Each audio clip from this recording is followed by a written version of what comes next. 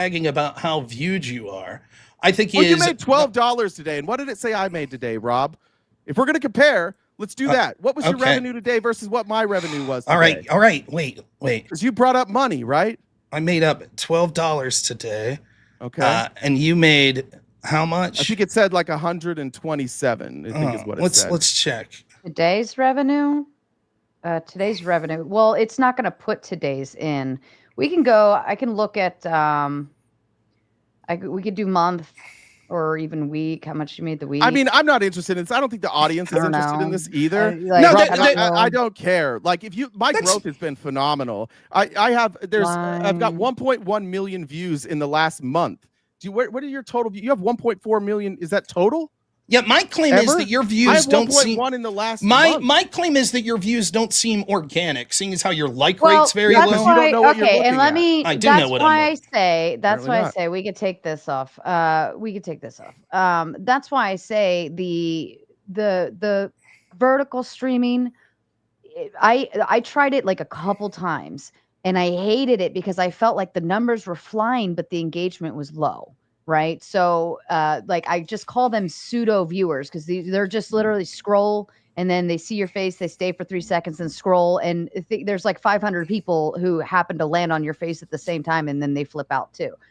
Sure. But I would just challenge anybody here. And I'm not saying that's yours. I'm not saying that's yours. I'm saying that's what I perceive as the vertical views. I think that it's easy to settle. Show up tomorrow and look if there's people commenting. If they're not, then I'm obviously faking it. If there are a lot of comments, then maybe I'm not faking it. You guys can decide yourself. I'm not interested in debating this any longer. This silly dick measuring is dumb. You brought up. I just want to be clear. I just want to be clear. The silly dick measuring was you. I just said you get views on TikTok. You should be happy that Trump saved TikTok, and you're like, no one watches you. Then when I prove how suspicious your numbers are, you're like, this is silly. It's dick measuring. Much like your stupid fucking signs. Much like your stupid fucking signs and things like that.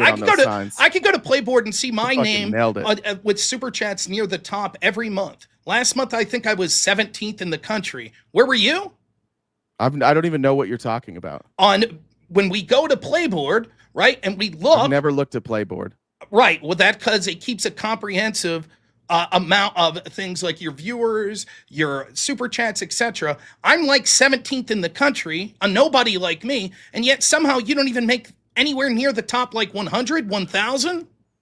Well, you looked at my numbers. They were a lot higher than yours on revenue today, wasn't it? No, I don't think that it's even counted today. Right now, I have something. Right now, I have. You showed. Whatever. You want to know why? You want to know why? You want to know why? So just today alone, we'll see comprehensive. Once we pass the night, we'll see who had more today. I had 800 and something this morning, and now I have 55 individual super chats on this video alone. Let's see who does better for today. How about that? I don't care about any of That's right. You don't care because you tried to measure your dick that, by the way, no woman's interested enough to marry. And then once you got fucking smacked around, you're like, I don't care about this. It's dick measuring. You're one of the worst debaters I've ever seen. Your undue sense of arrogance and confidence belies the stupidity and bad faith that you exhibit. But at least you're good at making props and making excuses and whining to the moderator when you're getting blown the fuck out. That you're good at. We'll give you that at least. Maybe that's not worth a lot of super chats. Are the dicks put away now? Can we move on? Mine's been away. All right. Don't forget. Rob hasn't seen his dick in years. What are we talking about? That's not true. I see it all the time. So's my wife. I don't want to know. I don't want to know. I don't want to know. What's your wife think of yours? I don't want to know. RTP. I don't talk about. Do you have kids? I don't talk about my personal life. I do have. Oh, you don't. You just talk about others. Well, then I'll talk about it for you. How's that sound? Go ahead, Rob. Okay, I will. I think before you insult other people and say that they're not getting laid and shit, maybe you should look at that mirror yourself. People like you that want to accuse someone like me of being an incel, where I'm actually married and have children. What are you doing? I didn't accuse you of being an incel. Actually, you said that I probably don't get much. You may not. I don't know. Do you? Why would you even bring it up? Why are you interested in my sex life? Because I think you're kind of like a miserable fucking person, and I can't imagine somebody wanting to be around you. Well, you'd be wrong, and yet you're the one that no one wants to be around. Oh, I'm doing great, bud. I'm sure you are. I'm sure you're doing great. Do you have kids? I do. Wow. Where's mom? It's none of your fucking business. Nobody. That's right. It is none of my business. Just like my sex life and personal life's none of yours. So maybe you ought to keep it out of your fucking mouth when you yourself shouldn't cast stones when you're living in a glass house, my friend. Why don't you worry about taking care of your fucking kids and finding a lady that could be a mother to them before you try to insult someone like me, you fucking loser. Are we done, gentlemen? Dick's put away. I'm having a great time. Yeah. Dick's put away. All right, we're going to move on. You got it all off your chest, correct? Everybody done? Okay. I'm fine. All right. Rachel says it's literally impossible to factor out COVID. It's just one variable. It would be a cascade of infinite variables. Can't be done. And by the way, the panel link has been dropped in the chat. It's pinned at the top. If you want to hop backstage, there's still some more spots back there. Maybe RTP should have used some of that sign making time to actually construct real arguments. They were cute, though. I would have been happier if it had glitter on them or something. RTP has moved those goalposts so many times. We need to space shuttle to bring them back to Earth. And you guys are welcome to respond all you want. I'm just moving along. Rob 2, RTP 0. If economy is so badly affected by lockdowns, why did states who locked down do better? They didn't. Places like Florida were economically doing much better than places like New York. Fair enough. Kokomo says, move past the economic figures and talk more about word salad lady. I don't know what that means. I have no idea. I don't know, word salad lady.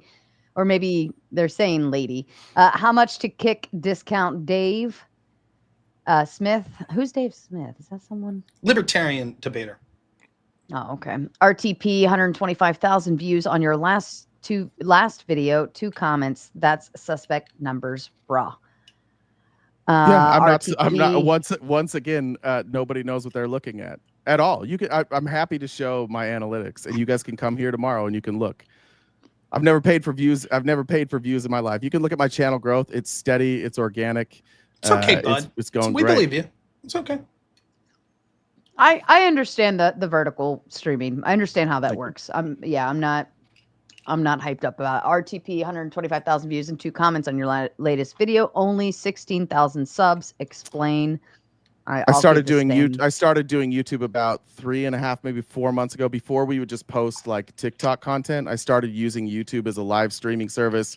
Maybe it was longer than that when TikTok went down. And since then, we've had steady growth, roughly 1,200 subscribers added every month. It's really steady. It's going great. What we're doing, people like. So fair enough. I think all content creators should be doing well and hopefully continue to do so. I'd love to see everybody grow. Kissy Cat says, my late fee. Yes, you were late, Kissy Cat. Unacceptable. RTP, square this circle, the middle class, which was manufacturing jobs historically. If we send them overseas, it doesn't destroy the middle class. Question. This is a pretty normal problem with this channel, is that nobody understands the argument. The argument wasn't that if we send manufacturing jobs over there that it doesn't hurt the middle class. The argument was that it wasn't the offshoring of manufacturing jobs that led to wealth inequality. But I know that's difficult. Well, no, it's an argument that you made, but it's nonsensical and non-responsive, right? The fact that these jobs I asked you for data. The fact that these jobs were a path to the middle class and had rising wage growth, and now we see wage growth that's going down or it's stagnating because these sort of jobs don't exist anymore. You just said, no, it's about Reagan. It's about trickle down. That's all you said. Actually, no. What I said is I was far more specific about that. I said that you give the richest among us. They promise you that if we give them more of their money, they'll trickle it down. We gave them more of the money. They offshored manufacturing. They offshored everything they possibly could, and they didn't pay their workers more. We have all-time highs in wealth inequality. That means that trickle-down economics, by definition, isn't working. It's not trickling down. That's not true. What it shows is that it's also true at the same time. What was happening was that we had these policies that were particularly about benefiting these same wealthy people that you're against by allowing them to offshore. Things like tariff are a policy that is designed to bring manufacturing back. Thereby, it would upset the very people that are now sending their businesses overseas, which you just admitted happened. They would be upset because, as you admit, those business owners would have to pay the burden of this. They would have to pay the taxes. Yet somehow you're against that, and you want to protect these wealthy people that have shipped jobs overseas. I'm responding to this comment that he thinks what I said is that the manufacturing jobs were middle class jobs, and if we send them, it doesn't destroy the middle class. I'm responding to that question, Rob. Yeah, unresponsive to everything as usual. It's amazing how often you give yourself victories. It's crazy. Well, I mean, when you're earning them, I guess it's easy to. You're doing talk great, about. bud. You're Buddy, doing great. Maybe someone who was actually a competent debater and wasn't just an amateur sign maker could have done better. You're doing great. We bud. deal with what we get put in front of us, right? You're doing great. RTP 4,000 on YouTube. Rob makes 22,800 on YouTube 30-day. What's up, RTP? You cheap. Okay. I mean, I always will say, like, the people have other means of wait, Rob, you're making $22,000 a month on YouTube, Rob. Do you want to clear that up? That's what I made last month, I think. You're making $22,000 monthly on YouTube on average? I think that's what I made last month. Since I've been streaming full time, I think I've been making over $10,000 a month on YouTube. That's net after YouTube takes their cut. Anyways, you were saying about how shitty my channel is? I've never said Thanks, bud. Want to make a sign? Want to make a sign on that too, fuckface? All right. And same thing from Anthony L for RTP, the master debater. Rob I'm fine. I'm not mad at all. It's funny to watch you squirm. Made over 22 on YouTube compared to your 4K. Take those numbers and shove it. He's looking it up right now. He's like, can that be true? No, I wasn't. Jesus Christ, Rob. RTP, big fan. Allow me to express my admiration in a language you'll understand. Bleep, blurp, bleep, blurp, burp, beep, bunk, burp. What the fuck for grocers? Are you going to also limit wage costs, utility costs, property taxes, and other inputs? Leftists can't match math and engage in hopium. Brian, let me help you out here. Grocery stores already have margins they work within. What Harris was presenting is that during a pandemic, you should not be able to expand your margins just to take advantage of people who need food. That was the argument. So that wouldn't limit anything. It would only expand, right? Because that margin is already there. Okay.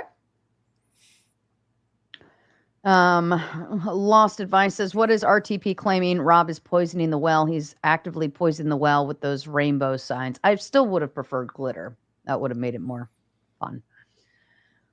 I don't know what that means. I guess, well, if you're holding up a sign, like, then it kind of extracts attention from whatever Rob is saying. Says Rob, bad faith and poisoning the well literally came with stupid signs. Big L, not one step back. Rob? Yeah, and I mean, that was the intent. The intent was that he was going to distract from when I was talking, and he was going to use a gimmick because he's incapable of defending the substance of the debate. I was fine. Every time he did it, it just was another example to anyone who's remotely being serious watching this of what a fucking clown he was. Now, I kept my thoughts to myself about it until after the debate, but that's the truth. I'm more than happy to have him continue doing it. It just, every time he does it, shows what a fucking clown he is. Fair enough. RTP spews out lies like the voice of Sauron. He has no real arguments and has to interrupt Rob's arguments. Everything that RTP accuses Rob of, he is the one who is guilty of. What an embarrassment. Terrific. Rob getting it in. Good show, Tomato. What type of tomato are you? I am an angry tomato. Rachel says, RTP, you have resting crybaby face. You look like you look like you plucked your eyebrows until you looked permanently surprised. You look like when AI makes an adult look like a baby. Stop streaming. Aw. Rachel, I'd worry about your eyebrows that are about 15 years past its prime. They don't do thin eyebrows anymore. We're filling those out a little bit more. Let's not talk about eyebrows with what you've got there. Fair enough. And since we spent a little more time on the dick measuring contest, I'll come back to the other green super chats a little later after we open the panel, but I want to at least get on and move the show along. If everybody's good, I will go ahead and rock that out. Everybody settled? All right, good.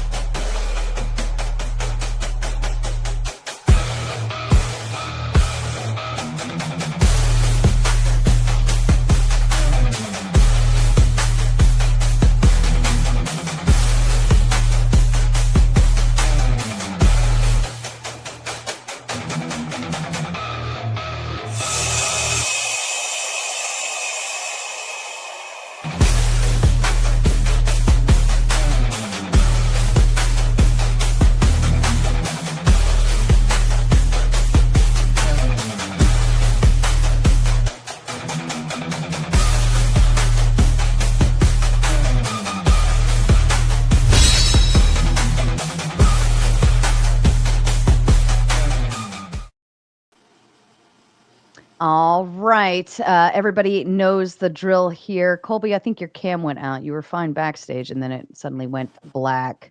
I'm going to pull you back off until you either get into avatar mode or put a face on the screen. I'll bring animatronics up.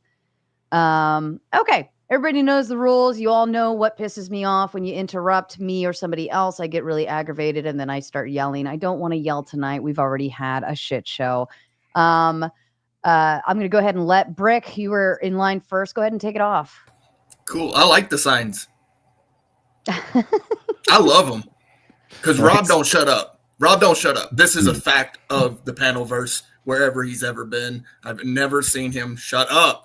You don't let him cook. He's going to trying to be polite. That was my plan with the signs, is rather than interrupt, I would just hold it up so we didn't have to argue about it. So I just thought typical leftist, like a nice self-awareness. It's got nothing to do with the left. This is going to go over really well. It was a literal, hey, you're talking too much. Let me respond. And that's why RTP said, I'm going to show you something, Rob. I'm going to actually teach you that you're actually doing something really stupid. You're walking right off the ledge.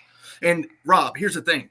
If you allow the lefty to walk, he'll walk off the ledge. But you want to talk. Who talked more this debate? You think? Who I talked at greater chunks? Yeah, at length. What would you do if someone times it and you're wrong? Sorry? What would you do if someone times it and you were wrong? Someone times it? What if someone goes through and times it and you're wrong? Oh my God. I'll admit what if the numbers are different? I'll admit that I'm wrong, but bro, your opinion means nothing to me. The cope, you talk too much. Cool. The signs are cool. Great. It's not an opinion. I love the signs.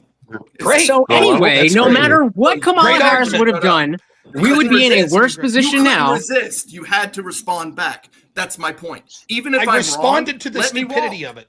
I responded to the this stupidity of it. That's okay. That I've noticed about you. You had to respond to me. You had to respond to me. You couldn't let it go. I don't have to respond to you. Go ahead. Well, then shut up. See you, fuckface. There seems to be a common denominator here. Yeah, two fucking idiots that think those signs were both funny and a good strategy. It's never you, is it, Rob? So anyway, RTP.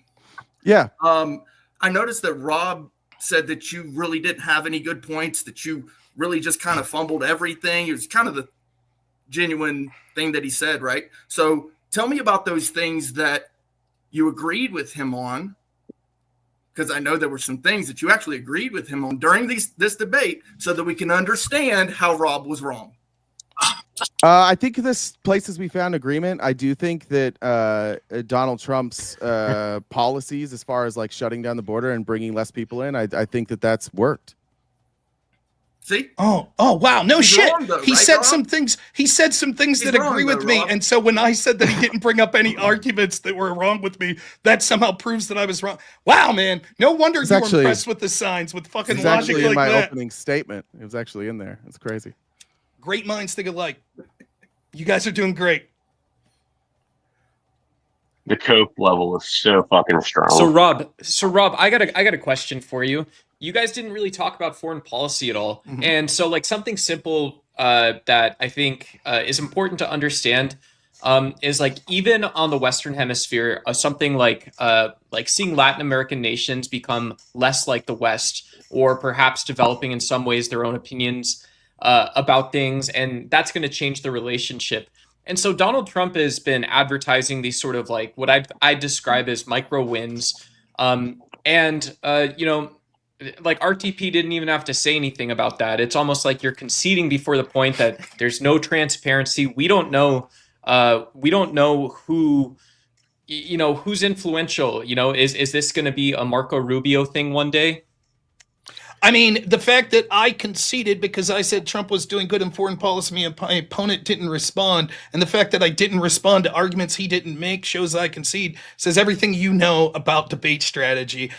No, I think that Trump's foreign policy has been marginally better than the Biden-Harris administration and better than what Harris would have been. There's 5 or 6 wars that the people involved in them have stopped or agreed to stop, though they may go back later, but they said that Donald Trump helped them out in the negotiations they had. I think that Trump's doing a great job job foreign policy-wide by negotiating impactful trade deals and other things of that nature, and even policies That's that I initially Rob. That's way too softball. Finish. Yeah, Last point. Even things that I initially disagreed with, like his attacking Iran, I'm still not a big fan of how he did that. But I think that it actually ended up being not as bad as near as it could have been based on the results we've seen since then. So I don't know what you're trying to say, something about Latin America countries that are becoming less Western. I don't know what you're talking about. Yeah, I think when the world is in flux, I would define it as strong leadership is required. And Donald Trump appeared to, invite crony leadership, and it's proven that there's a lack of transparency. Not only a lack of transparency, like, do you actually know what the largest opportunities and perhaps risks to your own family or your community might be that come from a globalized world? If you can't answer that, then you're never going to convince me or win me over. Yeah, I think right now, the globalized world, the thing that's most risk to my family are fucking terrible people within this own country that are pushing degenerate lefty bullshit, trying to indoctrinate my children. I think that that's clearly the biggest threat. But what you're saying, I just want to comment on this. You're like, well, is it Rubio's plan? Is it someone else's? Who the fuck's plan was the foreign policy under human vegetable Joe Biden? Who was running the show there? Donald, as lefties were covering it up, by the way. Joe Biden always had an agenda, and so when you talk about having an agenda, Rob, you understand this. It means we have something to talk about. Yeah, millions of people crossing the southern border. Hang on, Rob, you can't. That's strength, bro. You're that's not allowed to get away with diplomacy. That. Tell me, Rob asked you something specific. Who was setting foreign policy when Vegetable Biden was in office? Couldn't even remember where he was. Couldn't go out. I don't know who Vegetable Biden is, Andrew. Yeah, well, okay. Well, let me explain explain. who Vegetable Biden is. The guy, absolutely, obviously, the guy who was completely unable to even make coherent sentences in office of the president. You mean, Andrew? Yeah, that guy. When he was checked out, he was clearly out to lunch, and the left was all over the place saying, no, he has all of his cognitive faculties. Sharp and as clearly a tack. that wasn't true. All narrative. Can you tell me who was setting policy then? It wasn't the president. Who was it? So one example is you can read the Biden briefs. I know I look crazy right now, but you can read the Biden briefs on the White House website, Andrew, that demonstrate and show Joe Biden took a different approach to things like the Abraham Accords, which would be more inclusive of problems like stagnation in North African economies, like sub-Saharan Africa, and like having a more cosmopolitan view. Can you repeat back the question I asked you? I don't know. It was probably you don't know the question. You don't even fucking know. It was probably incoherent. You win, Andrew. There you go. I got kicked anyway, so why don't you go fuck yourself one more time, buddy? So how was that foreign policy? See it out of Afghanistan and cause one of the feeling the biggest lefties things. are doing just great, and we would be doing even better, right? If Kamala Harris was in office. I agree. True that. Rob, I have a question for you. Sure. What's up, Ed? Completely explain how that would be the case. At the beginning of the debate, when you guys were arguing over the debt, do you understand why picking the year that a president starts and the year that the president ends is not an actual metric of the amount of debt that they create? That statutorily spending goes across presidential years into others. In fact, the entire first budgetary year of a president is from the previous president. Therefore, all the good stuff is your president's. The debt and all the bad stuff is our president. Responsible for, and not what happens within the years of their president, because a lot of it is not their spending. So what we can see, it's the best metric that we have, unless you would get to pointing out the year after versus the year previous, and even that's not going to be the amount of debt that they created, right? Let me finish, right? Like, it's going to be a better metric to look at the actual amount of deficit that was there, or the debt that was there when they came into office versus when they left, than would be to some nebulous, well, we're predicting what could happen through CBO scores, etc. in the future. Now, we're not one full year into Donald Trump this time. So would you admit then that any debt that's arisen right now under Donald Trump will show up eventually only in year 2, and so any debt that's accrued based on this year would be Joe Biden's debt? Yeah, a lot of it in his first year is going to be previous spending. Okay, so then you can see the problem. We don't have a full picture of that yet. But when we're looking at the full picture of his claim that Biden spent less than Trump, do you agree with that claim, by the way? Yes, absolutely. I don't think that's going to be all the borne out metrics are that Trump added 8.4 trillion to the debt, and that Biden is somewhere close to 5. Okay, prove to me that Trump added 8.4 trillion. What years are you looking at to show that? The first year of Biden? Yeah, his first terms. So you would say that you would look at like he's Trump's not president anymore, so you can accumulate all the things that he enacted. So just to be clear, you would say we look at year two. We look at year 2 of Trump into year 1 of Biden. That's the debt we should be looking at. No, it's not by year. It's by what they did in office. Right. I think that what you'll see. Right? I think that what you'll see is right that a lot of this. If he signs something in year 4, it could affect the first year of the next president, right? What we would see is that things that are being spent. Just fucking agree to basic logic, bro. Come on. It is true that if there are things that we're spending that would have continued to spend there forward, that would be things that would be considered part of their debt. But by the same token, then you wouldn't say that Trump. Let me finish. Let me finish. Then you're going to fall under the same trap. You said that Trump spent $8.3 billion. Prove it. None of that debt that he spent was from prior obligations that were made from Barack Obama or even George W. Bush in front of him. Well, no, those are attributed to those presidents. Okay, so then how can you specifically say? Well, how could you specifically say that it was 8 laws that he signed, right? So okay, so point them out. So where's the data you're getting? Show me. You made a declarative statement. You said that he spent 8.3 trillion. Show me. Where's the data you're getting? I'm not going to. In his mind. That's what I thought. It's just I've heard lefties say. I've heard groups. Half this debate has been like, pull out the documents. You're the one who's saying. This is easy shit to find. This is really easy shit to find. If it's easy to find it. What you're going to do, I'll tell you what you'll find. You'll find some group. You couldn't even understand the fucking debt and how it's I do understand the debt. I do understand the debt. You've proven it over and over and over tonight that you don't. You could just keep saying, no, you don't. Okay, so find your fucking find your source then, dude. What you're going to do is you're going to provide some sort of like partisan group that's going to say, we predict that Trump spending would be very big and Biden spending would be very little. It's bullshit. Wasn't the first sounds about right, Rob. Pardon me for just a moment. I'm going to step away for just a second. I'm going to put Abe in my spot. He's going to mitigate. Give me 2 minutes. I'll be right back. Just Abe, redirect if you need to. Use your big boy voice. Yeah, Rob, why are you saying that, like, whatever he's going to pull up is from a hyper-partisan source? But if I recall correctly, the first source he pulled up in this debate was from a hyper-partisan source. What was that source? Was it wrong? I was listening, so I heard someone. Was it wrong? Because if not, then it's irrelevant. Was it wrong? Well, I think it was. It was. Yes, it was wrong. It's not wrong. By the way, hang on, real quick. Hold on. Ryan, source that everybody is citing no, Ryan, you're speaking through the wrong mic. Or CRFB. Okay, that's the source. You're fucking welcome. Thank you, Andrew. Hopefully, I can get more than 5 minutes with you at some point, but that's everybody keeps forcing that side that keeps dropping. So, can I ask a question, RTP? What was when you say that Biden had an overall growth bigger than Trump's? Then why did we see inflation spike so high under his term versus when we saw it under Trump's term and it didn't hardly spike at all? So you cut out the first time. He had an overall what? You were stating earlier in the debate that Biden had a better rise of growth whenever it came to gaining money for average people. How can you say that whenever Biden's inflation rate was over 9%? Rob, do you know what he's referencing?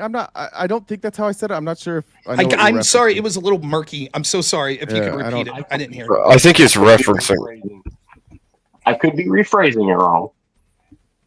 But whenever you were bringing up about the real growth wages increase, you stated that Joe Biden had a higher real growth wage increase than Trump did in his first term. That's correct. You did say that. He did. So if you're saying he had a higher wage growth increase, how the fuck was his inflation rate over 9% whenever Donald Trump's first term never went over 2.2? So what I cited was the average monthly gain. I could pull up those numbers to answer your question. I could look at the source again. This is exactly. That's different from what they keep saying. You said, right? That's a different thing. That's a different metric. No. I can clear this up. Yeah. I can clear this up. This is what was said. He said wage growth was up, and he cited numbers that said wage growth. I said wage growth's irrelevant. What matters is real wage growth. And he said, yes, that's what I said, real wage growth. When I said pull it up because I knew that those numbers are inaccurate, he then changed changed and said, oh, no, I'm saying on average monthly it was up. I said, can you explain how if it was down over the full term of Biden's presidency, how on average it was up monthly? Then he changed what we mean by average. He said, oh, what I mean is most months it was up compared to most months it was down. But the initial number that he cited, like 2.2 to 2.7%, was clearly not saying some months it was up, some months it's down. He's lying. He moved the goalpost. I didn't cite those numbers, and it's written down. Yes, Like it was part of my opening statement. It's written down literally. It says average monthly gain 0.24 for Trump, average monthly gain 0.29 for Biden.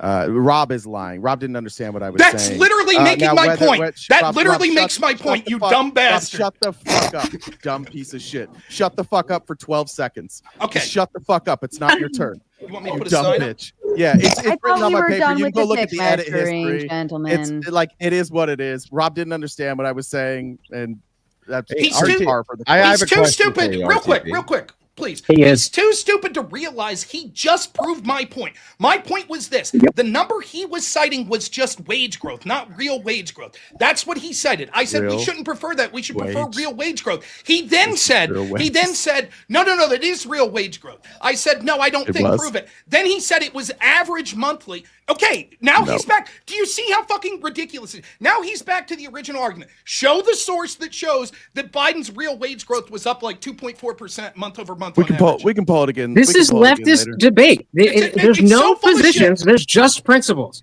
I would challenge the other way. There's no principles. There's just positions. All right. When I need it from me here, over each other, I start reading money, and you all shut up and take a deep breath for a minute. Basil says this is a Christian nationalist channel.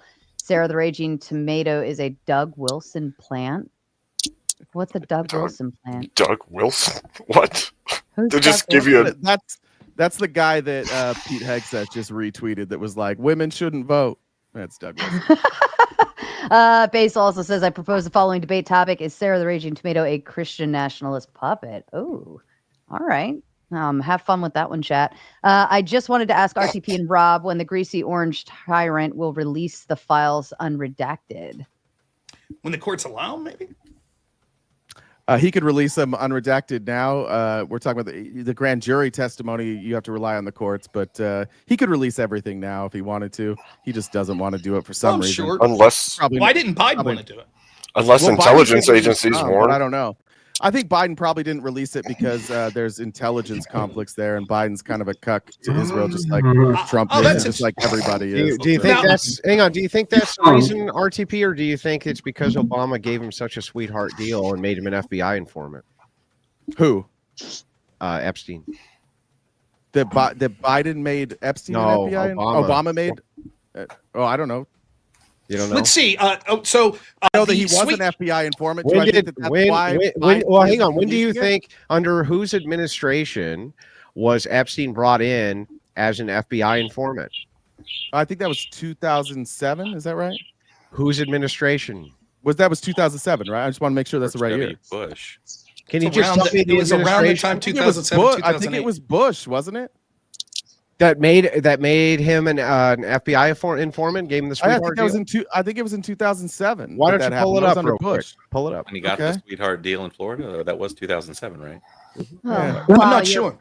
Pulling Shocker, that up, right again. RTP dismantled Rob's talking points and conspiracy theories on the origins of Russia investigation. Thanks for educating us and hopefully his followers. RTP, you look pretty soft. RTP's views are virgin views, like Mary, Immaculate Conception, I guess. Sorry. That's okay. Yeah, go ahead and respond. I'll non-prosecution agreement was in 2007 under Obama, and then that who? Under Bush. I meant Bush. Sorry. Oh, okay. Yeah, sorry. But I was good. But then Acosta, the guy who gave him that sweetheart deal, then Trump's like, "Hey, you should come work in my administration." And by the way, Pam Bondi, who oversaw it, you should work in my administration too. Yeah. And Dershowitz, was the one who decided not to. Why don't you go defend? So therefore, Kamala would have been a better president. That's the conclusion from this. When to bring this up, you just basically showed that Trump's entire administration has been all over Epstein for like over 10 years. So I just want to make sure then. So before Obama, this guy's an FBI informant under Obama's administration, correct?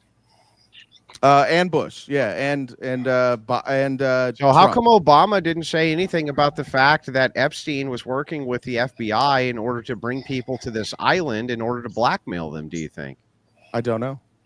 Do you think that if it were the case that we found out that Obama knew that there was blackmail, this type of blackmail going on, that Biden would have some sort of like incentive in order to cover up this legacy? RTP? Sure. Yeah. So do you think it stands to reason that's what happened? I think that that's a possible reason. Yeah, well, could you give me any other reason? Like just from inductive reasons. Just from inductive because that would be bad for his argument, Andrew. That would be bad for his argument. Seems like we're shifting a little bit. I don't know what's going on. I'm agreeing with them. They don't know what to do with it. Than to start doing that. I'm just asking. I'm just going to ask real quick, inductively. Could you come up with any other explanation other than that he did not want to release this because it would have made the Obama administration look really bad, thus making him look bad since he was the VP in that administration, and they were working on blackmail during Obama's administration, flying out various people to an island in order to sexually blackmail them? Could I come up with other? What would be a more plausible explanation than that?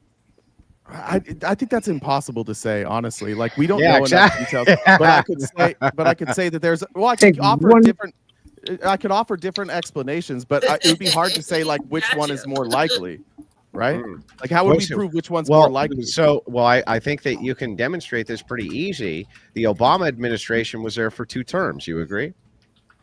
Yeah. And Epstein was running as an FBI informant during those 2 terms, flying people out to PDF File Island, right? During those 2 administrations under Obama's FBI. Why is it that they never released anything on Epstein? Well, believe it or not, there's a history of our FBI and our intelligence agencies not keeping the president abreast of what's going on. So you think that they hid it from Obama? They could have. So Trump has every reason not to trust the FBI? What's that? Trump has every reason not to trust the FBI because they hide things from him? Oh, okay. Sure. so now one last question for you. I haven't made any claims about I just have one last question for you. Yeah. You say that you're not a Democrat or a progressive. Correct. What is your political affiliation? I'm a registered Republican, but just because I live in an area where like Andy Biggs is my congressman, so if I want to vote, it's basically the primary is the only way I can have impact. I voted for Gary Johnson in 2020, and I voted for Harris this last time begrudgingly. Yeah, that's not what I'm not asking who you voted for. I'm just asking if you had to summarize your politics, what would the summarization be? I don't know that you could. I think that you can't summarize your politics. I would say that I don't. There's not. See, you do this all the time. You think because you're an ideologue, everybody else is. No, I'm not. I'm just asking you to give a summarization of your politics. What is it that you think? I'm not Andrew. So what do you think about politics? Let's start there. That's all he's asking you. About politics? I think. Would you call yourself a socialist, libertarian? No. What would you call yourself? Closest I wouldn't call myself anything. Retard. Let me ask you this real quick. You voted for Gary Johnson in 2020, and yet you're a horrible dissenter of trickle-down economics, so you voted for a libertarian? Well, I used to be a Republican. Like I worked on Romney's presidential campaign. I was a Republican most of my life. So I went from you're just confused, like libertarian to. Well, I'm not confused. It's just that I accept new data, and I whatever argument. Well, hang on. Maybe we can try this a different way. I'm MAGA atheist. I'm not in any box. What if we just ask this way? Andrew, shut the fuck up. Let me finish my answer. Dude, calm down. I just want to make sure. Crazy. I know, but just shut the fuck up for a second. Yeah, but I just want the actual. This politic fluid. I'm doing it with a smile on my face. It was such a basic question. Yeah, you're not answering. I don't identify with any of these. Okay, so all of them are pretty flawed. So you're at a party, and this like 25-year-old hottie toddy that you're interested in comes over and sits down. 25-year-old. Okay, and says, "Hey, man." Right? Like, okay, 35. Okay, 65, whatever you're interested in. Now we're talking 65, 16. I mean, the 65-year-old. Stop that. The 65-year-old geriatric comes in and sits down and says, "Hey, Sonny, can you explain what your politics are?" Your answer is, "Well, I don't fucking know." Or do you have an actual answer? My answer is, you should watch my show. You can figure it out. You can judge for yourself. Okay, so you can't give a summarization for your actual. I'm good. No, I'm not an ideologue. I know this is very. That's not ideology. That's just asking you what your political persuasion. That's just ideas. Ideas and ideology are different things. The reason that you guys all want to do this is because you have a hard time attacking arguments. But what you do. Okay, so make an argument as to why Kamala would be better. You loop everything in. That's what you guys like to do. So you want to loop me in with other people that think like me rather than having a real. I just want a summarization of your politics. That's all I'm asking for. And while you think about the summarization of your politics, I would then give us a long one. Pardon me for just a moment. I'd like to tell everyone I am shutting down the tomato side and moving over to the gauntlet. Either go to the link that I'm dropping in the chat now or follow the raid. Thank you. Okay, back to you. I can sum it up for him. Orange man bad. Yep. That's your politics. Just admit it. Say it with your chest. So, but fine. Let's go a different direction then. Why do you think that Kamala would be better? Just your bottom line. Kamala would be better because. So I think that just if you look at either Yale Budget Lab or CBO scoring, just on the very fact that she would have reduced deficit spending and Trump increases deficit spending, just that alone is plenty for me. So you believe that she would have kept every single promise that she made? No, what I'm left to believe is that so then what you actually mean to say? You guys got to let me finish at some point. You didn't even let me answer that question before you went again. What I'm saying is that, and Rob and I agreed this at the beginning of the debate. All I can do is I can guess what she would have done in order for her to accomplish her agenda. She would have also had to win the House. So we're living in a hypothetical world, but in a hypothetical world where she won in the same way that Trump did, yes, I would say that the policies, the tax policies specifically, she wanted to push through. Those were pretty popular with Democrats. Those would have been the policies. And then I look at the CBO scoring. I look at the Yale Budget Lab. I look at the Penn-Wharton model. And all of them say that she would have reduced deficit spending. And all of them say Trump increases deficit spending. That's a win. So just a quick question for you. Were these same economists, when they were discussing the first term of Trump before he got in, were they projecting doom and gloom by chance? They were projecting he would increase deficit spending, and he did. Were they making any sort of projections that the stock market would crash? I'd have to go back and look at them. I'm not sure if they talked specifically about the stock market. Well, why don't you name one real quick again, and I'll go look Yale it Budget up Lab. for you. Yale Budget Lab. While you're going through that, Basil says, Andrew, Craig, the flat earth guy, said he demolished you in a debate and can't wait to do it again in Nashville. Who's the bigger shill? I saw that debate. Andrew won, and I'm an atheist. I'm never thrilled forget, to know Andrew's not a flat earther. That makes me happy. Never forget, Radical Coder Craig's called not Sara a flat earther either. Oh. Never forget, Radical Coder. Now you just look dumb because you don't know. Just saying. Yeah. Craig actually goes against. Yeah, he goes against flat earthers. Never forget, Radical Coder called Sara a racist. Surprise. Andrew, what? Right. I very much approve. Andrew Wilson, you look like a chubby guy. Would Jesus approve? RTP does not have a phallus to measure. There's no contest. Shots fired. It's going to look small. It's going to look small compared to that nose. That's for sure. Fair enough. RTP, the type of guy to open a bag of chips with some scissors. All right, that's pretty funny, actually. Luca says, based, Rob. RTP, founders of Yale Budget Office, all worked in Biden administration. Is this optically a good source for a debate comparing Trump to him and Harris? Who are the founders of the Yale Budget Office that worked in the Biden administration? Just let me know who they are. And no, that by itself would not be disqualifying. That's crazy.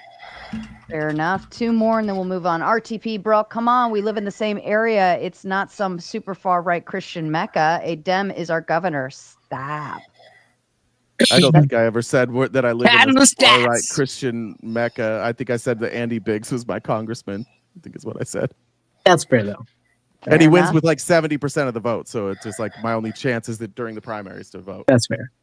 Fair enough. The Tard Wrangler says, I've been slacking on my wrangling duties the last few weeks. My bad, Sarah. New job has been hellacious. Thank you, Tard Wrangler. I've been picking up. If I can real quick, I guess this was bad form not to ask, but can you show me the CBO predictions of Kamala's plan? You said would decrease. You can pull it up. No, go ahead.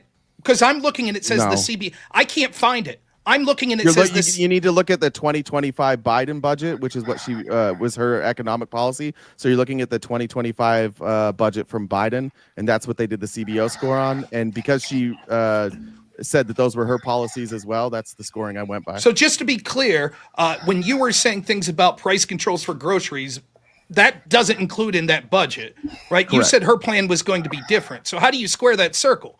You said you assume her economic plan would be different than Biden's, but now you're saying that the Congressional Budget Office said that her policies would lower 1.4, and you're admitting that her policies would be different than Biden. Actually, just so you know, just like that was a question for me, Andrew. I know this is confusing. I was just saying the Yale alumni. That is true for me. Real quick, let me answer this question. Then he was right.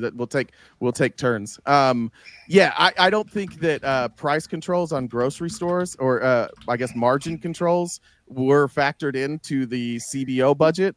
I think you'd have a hard case saying that like that somehow would radically change or even marginally change the CBO scoring. That's wild. So the CBO predicted, it gave a prediction of what Biden's policies would be in 2025, and it said that it would lower deficits by $1.4 trillion. Something like that, yeah. Who is breathing like heavily into their mic? Somebody is like freakishly breathing and it's driving me up a wall. If you're not talking, please mute. I'm reading that. Let's see. I'll look for this, but that's what you're saying that that it said that it would lower the deficit. Yeah. What was the number? Let me go back. Where was it? I remember now, you understand it was 1 point something. I don't remember exactly. You understand that the deficit's different than the debt, correct? Yes. Deficit spending is what I was talking about. Then it wasn't going to. It was still going to be deficit spending, and it wasn't going to lower the national debt anyway. I said deficit spending, but it would lower the rate of increase. Like if you reduce deficit spending, it doesn't increase at the same rate, right? Okay, right, Rob? Okay. No, I understand. I'm just making it clear that your argument isn't that they were going to lower the debt. You're not making that argument. Correct. Okay, thanks. Anyway, yeah, that claim was correct on the Yale alumni. It is true that the Yale Budget Office is indeed stacked with former Biden officials. That is actually true. Did you know that? Well, I didn't know that until right now. What he said was the founders of the Yale Budget Lab. No, he didn't say that. Pull up the super chat. Sarah, will you pull it again? It said the founders. Yeah, pull it up. Sure. No, I don't think so. The super chat. Yeah. This one, founders of Yale Budget Office. Oh yeah, get fucked again, Andrew. Every time you and Rob both are the worst listeners I've ever debated. That's why it sucks to debate you because you never. You don't remember all the words. So I just founders and members, founders and people who work in the administration are two different things. I answered honestly. I said I don't know if the founders were in the Biden administration. So that's what he was supposed to look up, but he's not a good active listener, and either is Rob. That's why it's not fun to debate them because they're just in their own world while you're talking. It's not fun to debate because you don't do so well, and you were inaccurate in what you said over and over. Over and over again, you were inaccurate in what you were saying. You constantly move the goalposts, including even at these closing statements. Like once we get into open panel, you're too fucking stupid to realize that you're literally reversing your position back on sort of like the wage growth, real wage growth. You're literally bouncing back and forth and changing what you said over and over again. I would just ask though, doesn't it stand though that he is saying that this place is staffed with former Biden administration officials? Isn't that optically bad for you? I don't care if it's stands. The reason I chose the Yale Budget Lab is they were actually they were the most favorable to Trump. So that's why I didn't choose Wharton. That's why I didn't choose the CBO. The reason I chose Yale is because that gives you guys the most favorable numbers. So it is kind of a weird argument to say it's staffed by Biden folks, and yet they give Trump the most favorable numbers, right? Yeah. So that wasn't the question, though. Yeah. Can you repeat my question? Right. Yeah, your question was, does it stand the fact that they like the people worked that are staffed, Biden staff like runs Yale budget? Does that mean that their numbers are fake? No, you can look at the numbers, but this is again. Would you accept that from former Trump? Would you accept that from former Trump staffers? 100%. If they're 100%, no principles, just positions. I would look. No, this is not. I would look at the math, you dipshit. I only care about the math. I don't give a fuck. Hang on. Well, if that's hang on, I just want to make sure. I just want to make sure I got this correct. You did the math yourself, or are you just citing sources? No, I would do the math. I would. You aren't doing any math. You're citing sources. You didn't do any math. Oh, what are you doing? You're. I'm asking you. Did you actually do math, or are you just citing sources? No, I said if I wanted to know if these Biden officials were making up numbers, I would do the math. I didn't say I did the math. I said that's how I would find out. Just said you did the math. You did just say that. He said, "Are you citing sources, or did you do the math?" And you said, "I did the math." I did the math. So maybe you're not a good listener. I don't know. Maybe you're. Stop. All right. Just for the record, backstage I have Zerzus, Ryan, Colby, and Grumple Stiltskin. If you want to see any of them up, please feel free to boot someone else. And then Abe, what do you got for us? You got a question? I was going to ask, does RTP think that profit is made on margin or is it made on the cost? I don't think profit is made on the margin. The cost is where you're setting your baseline. And I think I mentioned specifically that included like labor. That was all in cost. So it wasn't just cost of good. It was also labor and expenses on top of that. So the margin is on top of all of that cost, right? Well, the cost is the origination point. Margin is generally where profit is made. So when you stack the margin on top of whatever the product is, that's where your profit is made, not at the cost margin, not at the cost level. And by the way, I was saying, actually, the chatter was also right. Andrew, the budget lab is founded by a bunch of but he's actually right. The fucking it's true. It was founded by a bunch of fucking Biden administration fucks in 2024. Seriously, it's not a joke. Look it up right now. You just weren't listening, Andrew. I believe you. When he said it was founded by them, I said. So you were making a pedantic argument that I got a word wrong?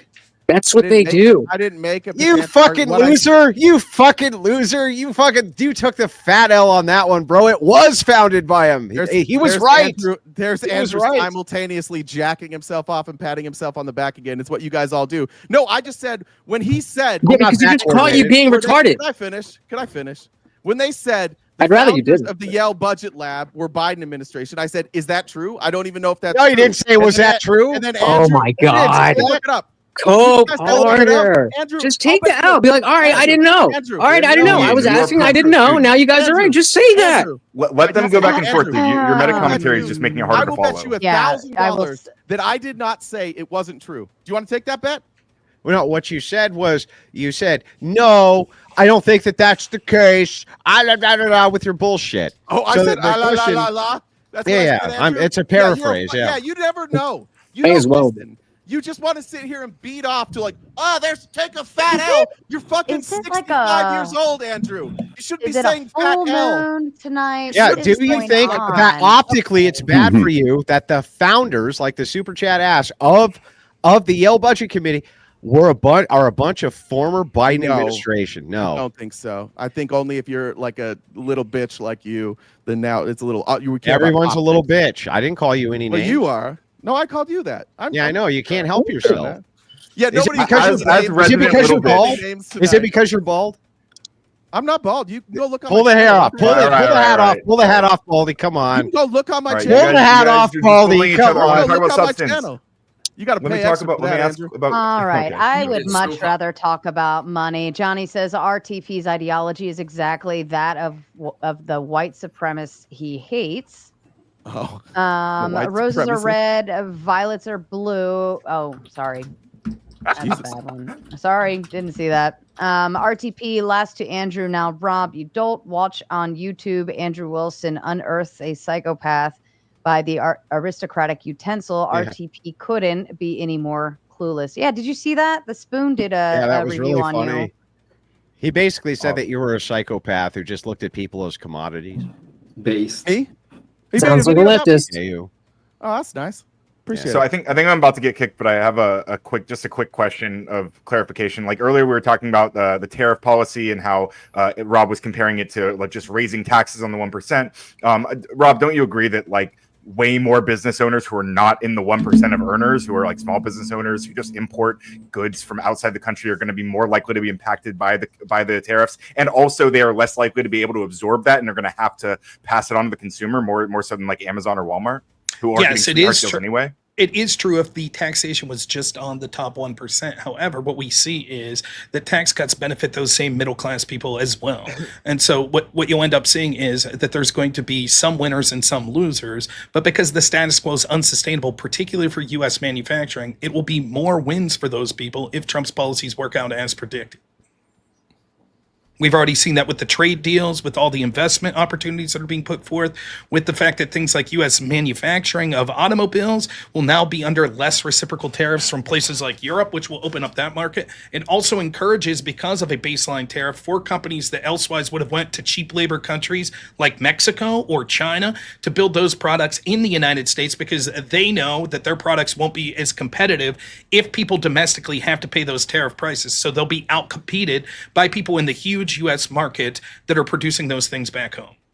And when you say I guess all that's certainly as possible. predicted, Yeah, go ahead. you mean, of course, by Trump, because there's virtually no economist that says this will be successful. No, that's not true. You are right that just like the first term, when all of these virtually no economists said his economy would do well, people like Paul Krugman that get all these prestigious awards, they were absolutely would fucking crash.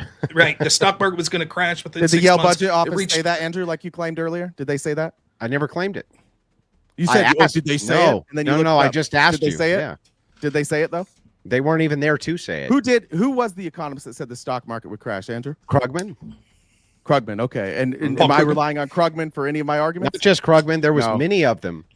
But the problem is they said this. I bet you anything that some of these think tanks, I've relied on, I bet you that some of these think tanks do actually probably have relations to Paul Krugman's NGOs. Probably. You know, some of those large corporations I'll take a second to look it up. I bet you that's true. Not only that, Ryan, let me ask you a question real quick. As you asked Rob about consumers and prices going up for them, is it true that if the Trump tax cuts expire on corporations, that consumer prices will also go up because they're going to move those what they would have gotten in those tax breaks onto the consumer? Isn't that the case? It's possible, yeah. Possible or likely? I'm not sure. I think it's possible. I don't know for sure. I think it would be likely using the same rationale. Now, Coder, in all fairness, I think you bring up a good point. It's not going to be it's not going to be a one-to-one thing. You're absolutely right that, like, if, for example, if you just said, well, fuck it, we'll tax everyone that's a billionaire, we'll take half their worth. Yeah, they'll be able to pass that cost on to consumers in the industries they're in, but that's certainly not going to be as many industries as sort of small businesses that maybe have to pay through tariffs. Absolutely true. However, it's not just that simple. The tax cuts ended up benefiting almost all Americans. Of course, the people that pay taxes will benefit more than those people that don't pay in taxes. But that sort of spurred the good economy that we saw under Trump until the pandemic hit. Those numbers were very good, and that's sort of the approach that's being used here. And by the way, RTP can't even keep his story straight. Paul Krugman cites the Yale budget office. This is just a cursory search, but almost more than any other thing that he cites. I just want to point that out in the last year. And yet they cited didn't that more than almost anything else. And yet I'm they just didn't pointing this out. That. And yet, a lot of the larger organizations have shown they didn't predict that Trump would. They didn't predict that Trump would, or that Trump would destroy our economy. Did they? They weren't. They didn't exist. Your argument is that he cites them, and therefore they agree with him because he cites them? that he would agree with them. The guy who cites them was the guy who was saying that Trump was going to literally destroy the entire stock market, was going to crash in the first 6 months. Yeah, that's what Krugman said. That's an indictment on Krugman, not on the Yale Budget Lab. I agree, it's an indictment on Krugman. I'm just pointing out to you that this is the type of data that this guy cites, the same type you're citing. No one thought that Trump was handed an unstable economy, though. Like you, but that even makes it worse. Like, people use this argument in the inverse, right? if the economy was doing very good under Trump, then the fact that it started to get to even increased highs, like for example, wage growth going up from an already decent economy is very good. What Biden had was, because of the pandemic, he actually had an economy that was bottoming out. And so a lot of the numbers that you see there are actually really bad because he was unable to have good improvements, including things like inflation and job growth, etc., that you would have expected had that trend continued without something like the pandemic hitting. So the idea, like, this is always in the inverse. For example, if inflation's already 100% year over year, so milk used to cost $2 a gallon and now it costs $4 a gallon, you would expect that next year for there to be a break. If the inflation goes up 20% from that already high number, that's even worse. That's the sort of thing we're seeing. So when people say, actually, the economy was doing pretty good that Trump was handed, right, and he took it to even higher heights. Had the economy been doing poor, it would have been easy for him to get the exact same percentage increase numbers that we're talking about. But Rob, how do you square that with the chart that we looked at, and was something you admitted in the debate, that like wage growth for the past 30 years has just been a graph that goes like this? That's it almost growth. seems like no matter what the president does, like real wages tend to go up, right? Even here, you once more fuck up. Wage growth is different than real wage growth. Mm-hmm. I'm talking about what you cited. Wage growth. The study that you cited that said wage growth is basically just a straight line up. Is that real wage growth or regular wage growth? It was a study. That was what you cited. You said real wages go up. No. I said wages. Were you citing wage growth? I said that we should prefer real wage growth because wages will always tend to trend up. Very rarely are you going to see actual, imagine this. You're at your job, right? And they're like, oh, you've been here 3 years, so we're going to take $1 an hour away from you. It tends that jobs tend to give more and more money as money supply increases. The metric that we should use instead, that's not a straight line up, is real wage growth, which is wage growth, how much is being paid out, minus inflation. So the actual purchasing power. Okay, so when you were citing that earlier, you were citing real wages, not real wages, just wages in general, right?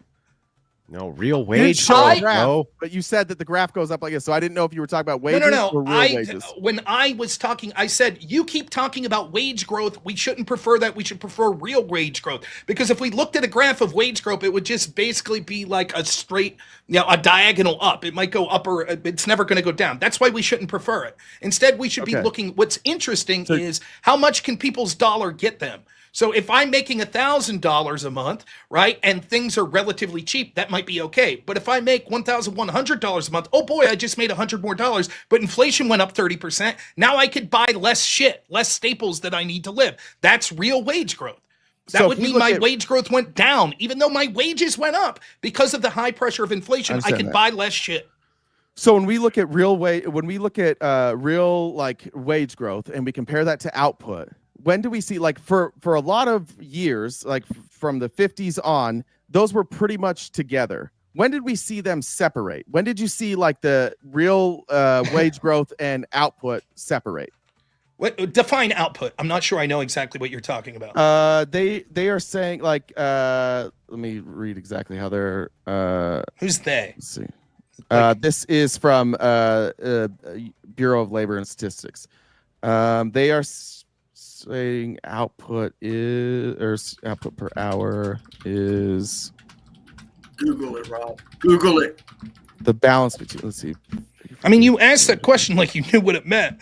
Like, no, I'm asking, to look it up. No, Rob, I don't know what the term output's referring to, so anyone could help you. Rob, it's not a gotcha. I'm asking you a question. I don't know what the term means. Why did you ask about the term if you don't know what it means either? Well, because if you look at like real wages, it's kind of like this, right? And then it levels off about in the 80s, and we've had like some spikes, but the real leveling off took place about 82-ish.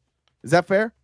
I don't know. That might be about true. I would have to look it up. Let's look at the data. What was a big change in America around 82? Well, there was all sorts of changes that we saw. What was the biggest one? Tax policy-wise. Well, I think that, would you admit that it wouldn't happen immediately, that it's probably something that would be generational that would affect this? I think that maybe real wage growth declining might have to do with women entering the workforce. That's probably something that massively devalued people's, that we needed two sources. I would say that's probably a big reason. It's women, not Ronald. It's not trickle down economics. Whatever. It's women. It's anything but trickle down economics. Well, I just want to point this out real quick, Rob. There's a couple things that maybe you need to know. There's RTP Talks, Hate Your Life, Capitalism is to blame. In this video, we dissect the pervasive impact of capitalism on everyday life, and we explore how capitalism is at the root of many societal issues, from job dissatisfaction to the slow pace of NFL games. Look at he's proud of himself. He says, on another one, this is 2024, universal health care. Hang on, bro. Hang on. Calm down. Calm down, bro. Good argument. Calm down. Universal health care, how it can lift Americans out of poverty. But he's not going to tell us, what his political ideology. He's not an ideologue, Rob. He's not an ideologue. This has nothing to do with his general positions, are not left-leaning or progressive. He's a Republican, Rob. He doesn't have leftist in his name. It's weird that you read the description of those videos rather than watching those videos. I think that's interesting. It's almost like we're on a panel where we're talking to people. Hang on, RTP. That's fair. That's fair. So I'll just ask you: Is capitalism to blame for why people hate their life? Just real quick, that is an auto-generated caption through OpenClip. So that's why you should watch the video. That's worse for you. And what the video says is that. So just answer the question then. We don't care about the video. I'm answering. He asked you a question. He is answering. Jeez. I'm not defending that. The video says, like, specifically what he mentioned in there, the long length of NFL games, that's due to capitalism. Okay, so hang on. Hate your life. Oh, no! Hang on. Hate your life. Capitalism. But there are parts of capitalism that I like. I think there are ways like free market capitalism. Sometimes it works, sometimes it doesn't. It has to operate in an actual free market. If you're operating in a market that doesn't operate. But what you actually said, I like mixed economies. Well, I don't think a socialist economy is ideal. I don't think a capitalist economy is ideal. I don't think there is one that we could even look at. I think everybody in this world knows that mixed economy is the best way to handle your economy, and yet we still, like dipshits, argue capitalism versus socialism. Because people like you argue for socialism.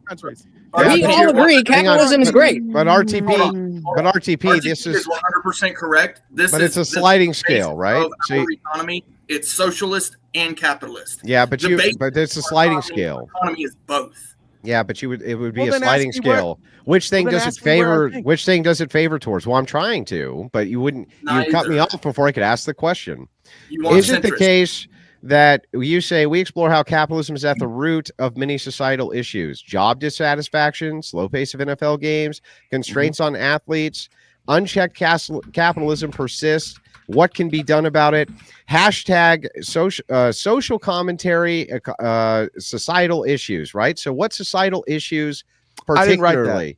I don't know why you're asking me to defend something. So why are you representing that under your name? I'm just asking you what societal issues like job dissatisfaction, things like this, should we blame capitalism for? I've explained that to you actually in our debate, but you don't listen. I'm listening now.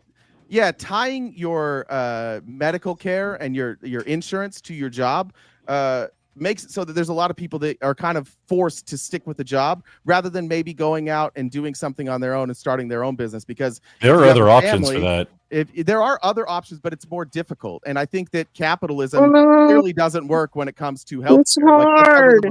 That's why we're the most expensive with terrible outcomes. So, Sarah, I'd like to address the elephant in the room. What do you mean? Wait. What do you mean terrible outcomes? You mean terrible outcomes in medical care? Yeah, we have our outcomes compared to other like rich countries are not very good. Okay, outcomes for what? For what type of? Andrew, I've care? already debated this with you, and if you want to go back and watch our debate, you didn't debate with me on medical outcomes. What are you talking about? Oh wait, never mind. That was the next debate. My bad. That was the other one on Raging Tomato. My bad. You can go watch that. I debated this on this channel. You can go rewatch it. Oh, the healthcare one. There was a thread on Thursday. It was an open panel debate.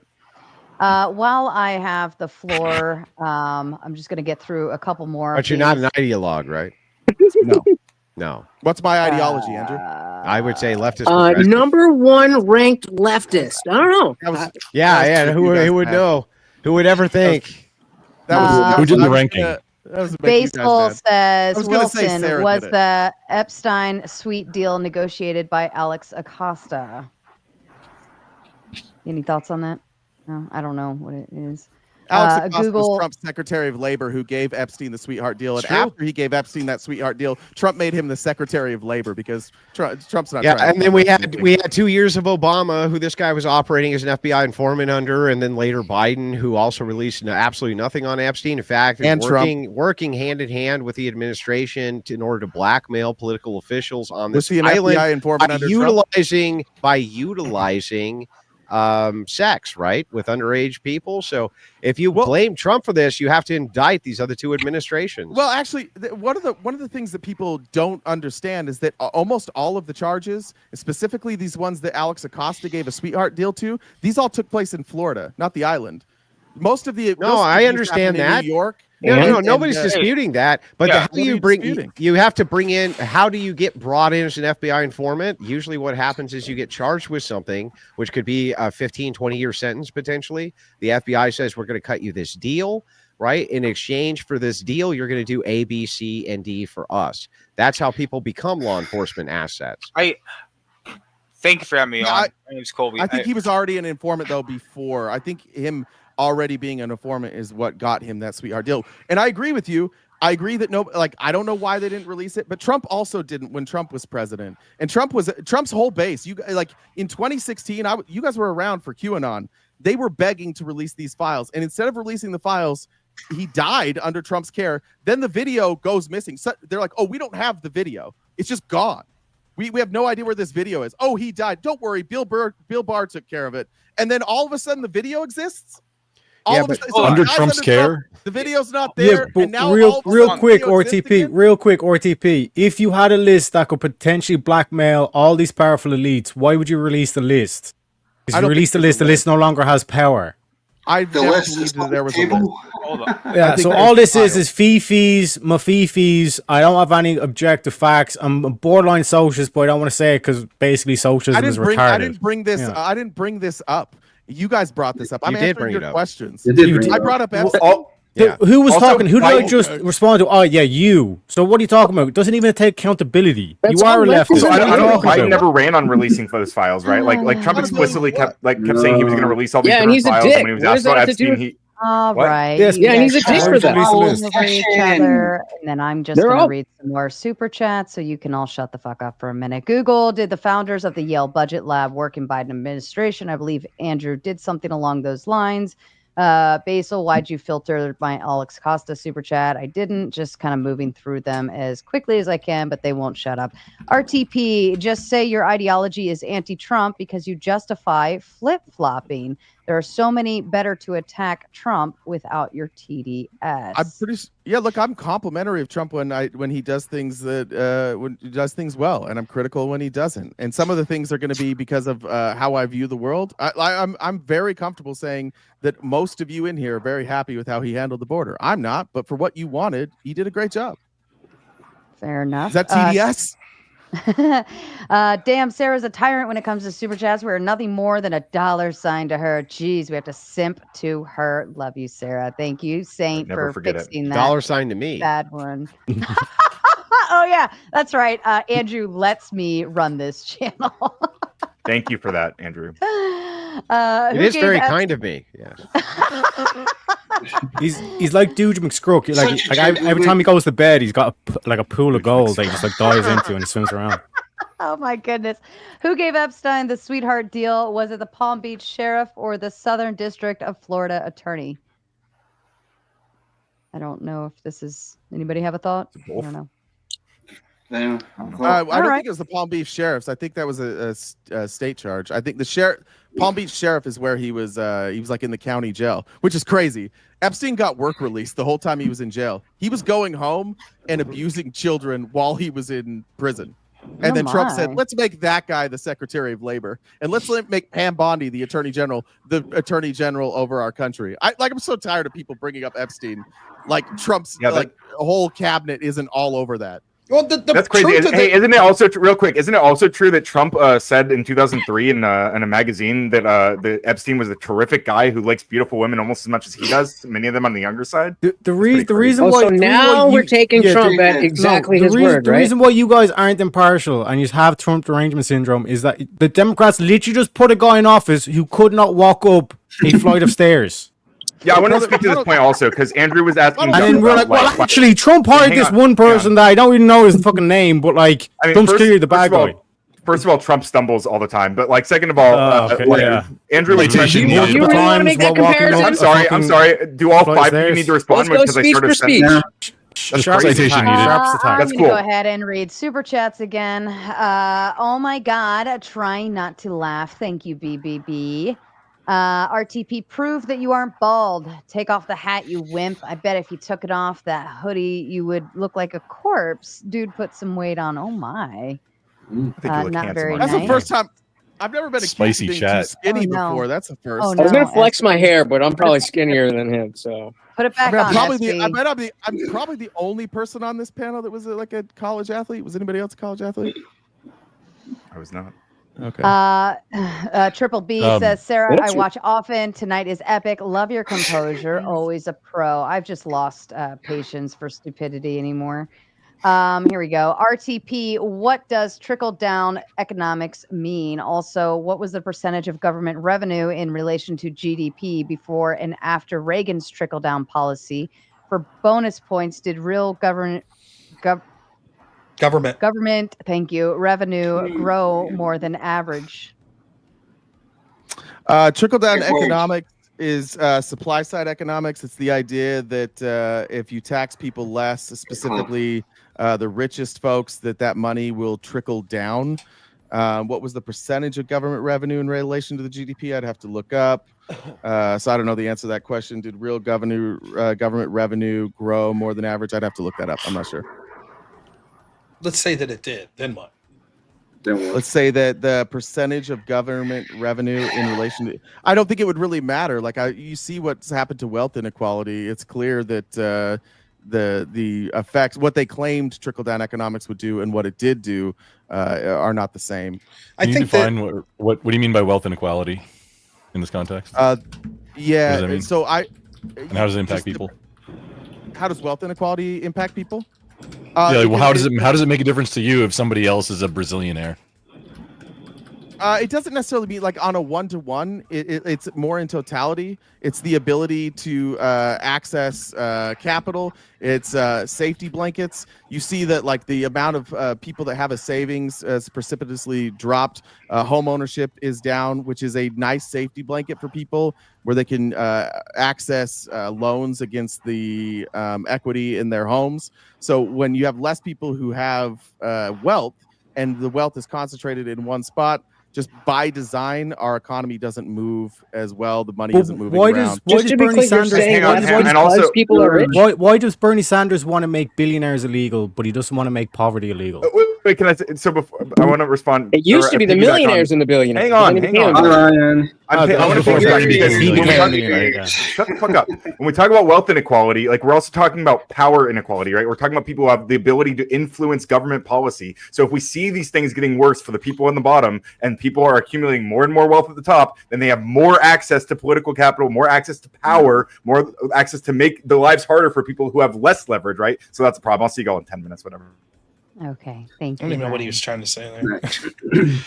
Yeah, I think the problem is that there are a significant amount of people who, through compound interest, make more money than like basically any American could possibly do in a lifetime. They'll make it in a year, and I think that system isn't like paying you for your labor necessarily. I think it's a system that the more money you get, the more money you get. Right, the easier it is to obtain money. Oh yeah, so I aspire to do that. Put your money to work so you don't have to work. Hang on. Let me respond to this. So your wealth accelerates at a faster pace. Yeah, but RTP, you just said that people don't have access to capital if they're at the lower rungs of society. That's true, right? That's not false. So at least they have access to less capital. Is that connected? Loans.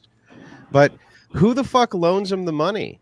Banks loan them the money, and where do they get that money from? They get it from the uber wealthy. So if this is the case, the uber wealthy aren't going to park their money in those banks to loan to those lower classes unless they get fucking interest, dude.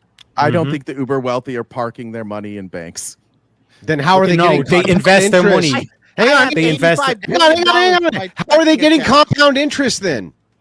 Investments. He thinks you mean they walk into Wells Fargo. What is putting your money in a bank? He thinks you mean that you walk into Wells Fargo and hand the teller a check. That's what He doesn't know what capitalism is, Andrew. He critiques he blames capitalism, but he does not know what capitalism is, Andrew. So banks are getting the money from who again? Banks get their money from everybody. Well, I mean, but anybody who moves their money but in a not bank, rich Andrew. people. Everybody except and then they can rich loan out people more than they have. from It's the called bank. fractional reserve banking. Yeah, and poor people have no money, and rich people have the money, and they get them from people. They get it from. If you were a bank and you wanted to incentivize rich people to park your money there so you could loan out 10x the amount of the money which was there, like he was just saying, fractional reserve, for instance, would you give them a compound interest rate saying, hey, since we're loaning your money out, we're going to pay you interest against this money that we're loaning out? Wouldn't you do that as a banker? Yep. Yes. Okay. And doesn't that in turn make that money at interest available to the lower classes, which is something you don't see in socialism? Isn't that the case? I'm not outlawing banks. No, but what I'm asking you is that you just got done saying that the uber rich are getting compound interest, which I agree, on the money that they're parking in banks, especially, which I agree that they are. But how does that hurt the underclass? That's where the underclass gets its money. It's access to capital. I don't think that they should stop putting their money in banks. Yeah, but how does the underclass get access to capital unless private banks are loaning it to them? They would still have access to that. No, how? Do you think because all I'm saying is that we raise how the fuck would they get access to capital if it wasn't for rich people parking their money in banks? Tell me. I don't think that rich people shouldn't exist. I think that Can you answer my fucking question? How does these lower class of people actually get access to money which they need loaned to them without rich people parking their money in banks, dude? How? I didn't say. What are you doing? You're the Federal Reserve does part of it. I didn't make that claim. What the fuck are you talking? No, Andrew, you just didn't say. Let me explain it to you. Let me explain it to you. I'm advocating that you raise a minimum tax over $100 million for net worth over $100 million. You have a minimum tax of 25%. I think you should take capital gains to 25%, and I think you should increase the income tax rate to 37%. Billionaires would still exist. Millionaires would still exist. They would still get compound interest. I'm not saying we eliminate them. You're asking me to say. How are you measuring net worth? Hang on. I think this is fair. What happens if they're gone? I'm not saying they're gone. So I'm not. Tax them a little bit more. That's fine. Let's say that we institute all of your taxation and capital gains tax. How does that give the lower class more access to capital? It doesn't. Then what the fuck, dude? Then your whole position's negated. That's not my whole position. Position's negated. Bro, read an economics book. Class inequality bad because the lower classes can't get access to capital. And then you're like, well, we need to do A, B, and C, but it doesn't actually give the lower classes access to capital. This is why nobody that follows you, Andrew, can ever argue your points, is because what you do, and you did this the last time we debated too, you took my entire argument and you said GDP bad because you didn't know what the fuck I said. That's all you were saying. You think that I'm making, no, it's not. And if you go watch it again, you'll see that I made multiple claims and you didn't address a single fucking one of them. No, I granted them just to show you how absurd they were. Hey, what were the other numbers I mentioned then, Andrew? Well, your entire argument was that what was the other numbers? Not my entire argument. State the fucking numbers, Andrew. That immigrants increase the gross domestic product of the United States, and also that they. Great. There's the GDP. What other numbers, Andrew? What other numbers? What other ones? What other ones? Yeah, you said you knew them. What were they? I don't think you really cited any other ones. No, he said he didn't say he knew them. He said he can grant them, and he can still show how bullshit your argument is. Only heard the GDP, and all of you have this opportunity to go back and watch. So that what debate, were they? And you'll see that what were Andrew didn't listen. What to were a they? fucking Well, what word were they? I What said, were they? And he claimed that my entire argument was GDP. It was just like what he's doing right now. Yeah, and this is why nobody that ever listens to you can get on a debate stage and win. It's because nothing you say makes any fucking sense, Andrew. Well, at least you admit you lost. Yeah, true. That's the first good thing you've done all night. Got him. But can you help me out? Can you help me out? What were the other numbers? Can you tell me what the other numbers were? That's why no one that gets on the debate stage with you can win. What I just said is what. Yes or no? Is that what you just said? Yes or no? Is that what you just said? That's why no one that could get in the debate stage with you can win. From Andrew's audience, yeah. No. You didn't say from Andrew's audience. You admitted you lost. Fuck face. He's backtracking. He's moonwalking to backtrack. Oh, once again. You guys with one glove on, rhinestones. Nice. Nobody listens at all. It's crazy. You guys all have the same problem. Yes or no? Did you not say exactly what I said? I said nobody from Andrew's audience can repeat what he says or make his arguments. I've offered. That's not what That's why no one else can win against anybody. you. I've offered $100 for any of Andrew's audience who's in my audience every day. $100? Clipping content. Send back to Andrew so that maybe he'll blow them. And I offer them every day $100 if you can come up and explain to me how Andrew won that debate, and nobody ever does. They stay in the chat. Yeah. I don't have time for that. I can't do that. You can be bothered. Yeah, I think that they sit in my live for 3.5 hours. They literally comment for 3.5 hours straight, baby. But they don't Keep have time to come up and chat. Is that what you're saying? And RTP, how does that make you feel? Seems like it makes him feel bad. Yeah, makes him want to write a sign. All right. He wants to make a sign. I got on late. Actually, I do want to know. I just want to know real quick. In one moment, were these other numbers that you were citing? Oh my God! You can go watch the debate. Just shout him down. Just tell me one. Just shouting him down. This is so stupid. Just tell me one. What? No, you go. No, this is the you don't know. stupidest shit You don't I've ever remember. seen. You don't remember the numbers you were citing? 3, 4, 5, 5. At least 5 of you. Just shout him down. I told you, if you let him talk, if you really believe he's a leftist, which he said he's not, he'll walk off the ledge. Well, he's he a did. centrist. He's a centrist. No, he's a leftist. No, he's an independent. Oh, He's I'm an definitely. independent. Andrew's more correct. He's registered Republican. More correct. He understands the economy and he knows that it's socialist mixed with Bro, capitalism. he doesn't even understand capitalism. Fuck the economy. He doesn't even understand capitalism. Wanting people who are center to be left. That's not the way it works. Yeah, when you say if you're not far right, all of a sudden you're left. When you say mixed economy, That's though, stupid. It is right? mixed economy. Socialism. The Declaration of Independence, independence is a socialist document. 1776, brother.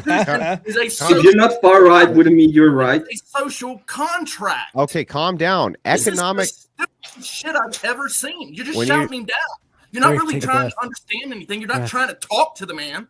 You know, Brick. We are. You know, Brick. What we should have did was hold sign-ups. You're very impressed with that. Right? You would have been real impressed It's then, right? stupid. All I hear is, man, It's stupid. It's stupid. Why don't you guys? It's Why are you my hurting his turn. feelings? Everyone Stupid. can shut the It's fuck up fucking now trash. before I I'm start literally a getting constitutionalist. I agitated do because want you're still talking. I know I'm not muted. I know I'm coming through loud and clear. I got on late. Don't know if Afghanistan was brought up yet, but if not, the evac alone is why we're better off with Trump than Kamala and Biden. Oh, sorry. Oh, go ahead. Yeah, go ahead. I was You have just a going thought for that to. Well, no, I was just going to ask the then dude how hold it it. was a socialist. Then hold it. The Constitution was socialist. That's all. Kissy Cat says, mine's bigger. Yes, all of this dick measuring on the screen. Shut up, Andrew. Sarah's our boss, and you are just a guess. We pay all sim taxes to her. At least she's prettier to look at. Put Ryan in the back. We already put him in the back. Teriak, you don't look too bright. Have you seen Trump walk down a ramp? That's fair. That's fair. The one time does it better he than had Biden. it didn't have any railings and it was slippery, wet. RTP, I vote GOP, but my Reagan bad and Trump bad because taxes. And Andrew, does he really want us to believe this tripe? Worse than that, he said he voted for Gary Johnson, a libertarian. He had to ask Andrew for permission if he could have that opinion because everybody that follows Andrew Wilson is a fucking dipshit. They literally just beg for your attention all day long. They have no clue what the fuck you're saying. You sound jealous. You've got an arm. I'm not. They're in my live every day. They're giving me engagement. It's I mean, terrific. a teensy weensy fraction. Jelly.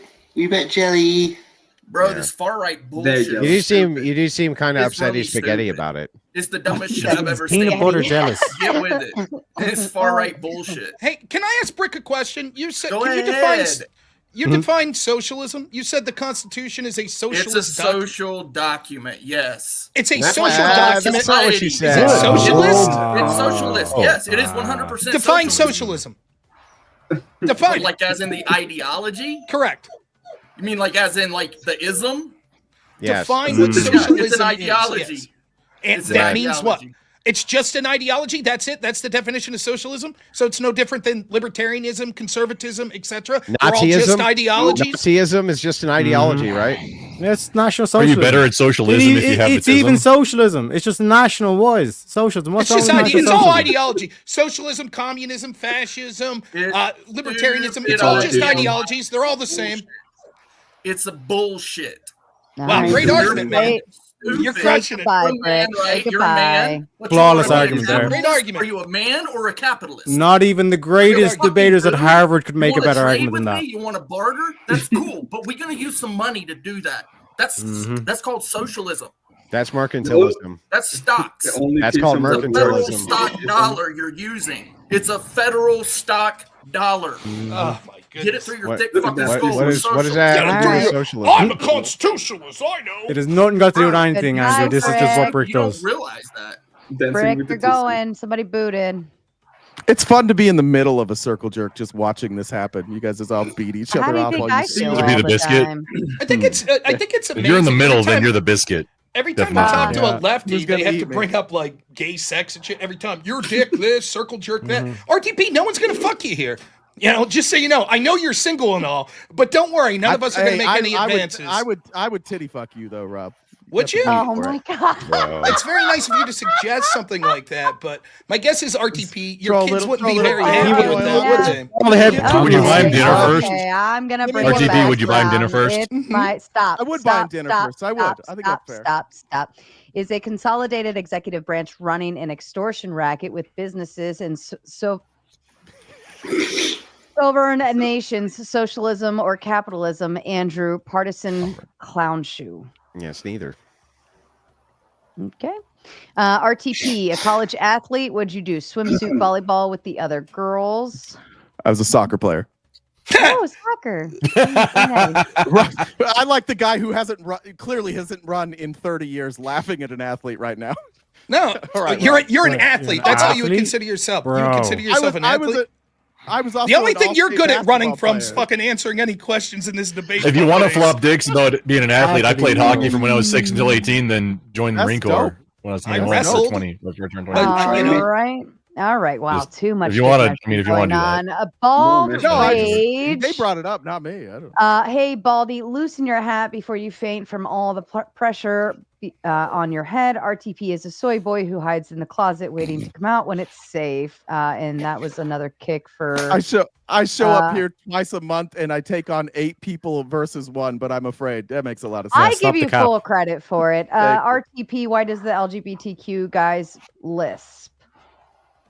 I don't know. What? You didn't. By the way, you're not taking on 8 people. Some of the people here were on your side, and you lost handedly to just one both the last times you were here.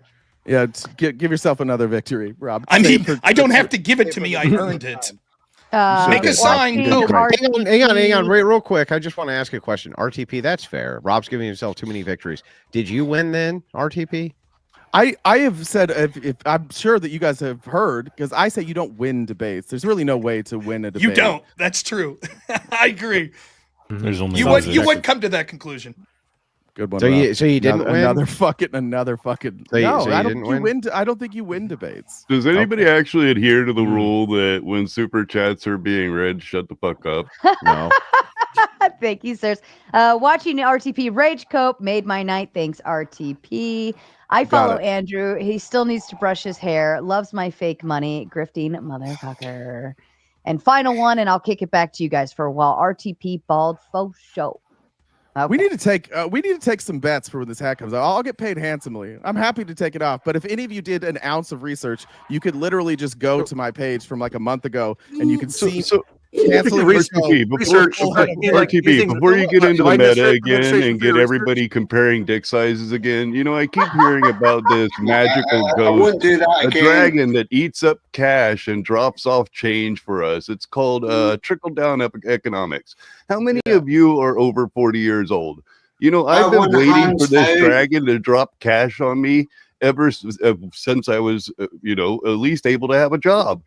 I've been waiting. I'm 51 years old turning, and I've been waiting my entire life for this trickle down. It's never trickled down. I keep hearing people say, oh yeah, give the rich the money. They're the one who dump in the economy. The rich are not the ones who dump in the economy. The rich buy from the rich. That's all the rich buy from. Who's in the shops? Who's in the little shops buying from the little shops? That's the little man. Who's going to the grocery store, buying those grocery stores? That's the little man. Okay, it's never been. This trickle down has never worked. Fine, please let me. If you don't mind, if I could ask you a Just question. tell me about what poor man you go to work for. Let me ask you this. Did you see a large transfer of wealth in like the last 5 years? Did you see something that led to a large transfer of wealth? Just curious. Yes. Not you. I'm talking to the person who Zerzy. Well, that's a very big question. What are you referring to as a large transfer of wealth? One of the largest transfers of wealth in our nation's history happened about 5 years ago. What was it? I'm sorry. Oh, well, okay. The coup, I guess, is what you're referring to. Okay, so what you're telling me is when we had the trickle-down economics, when we had the socialist wet dream of command economy, where we told people they were non-essential, which meant that the little guy lost. We said that people, for example, running local hardware stores had to shut down, but the big box stores could stay. Then we gave stimmy dollars to each individual, and it led to one of the largest transfers of wealth from the poor and working class in the history of this country. Why? If we gave all this money to people at the bottom... What I said about 40 years of trickle-down economics into an exact 4-year period where a pandemic was spread across America, affecting our country. That's not really going to erase 40 years or answer for 40 years of a failure of trickle-down economics. I can answer to this. There's a good answer. There's a good answer for this. The reason is because our economy is set up for money to trickle up. It goes up. And we were still under Trump's tax policy. We were like, Joe Biden is not a socialist. This was trickle down economics. We were still under Trump's Tax Cut and Jobs Act. The entire Joe Biden doesn't know what he is. The entire Biden presidency. And so when we injected wealth, we could see this is the great thing about it. When you inject wealth, you inject all that money and you follow that money, where did that money wind up? In the hands of the wealthy. That means by design, our economy flows money up.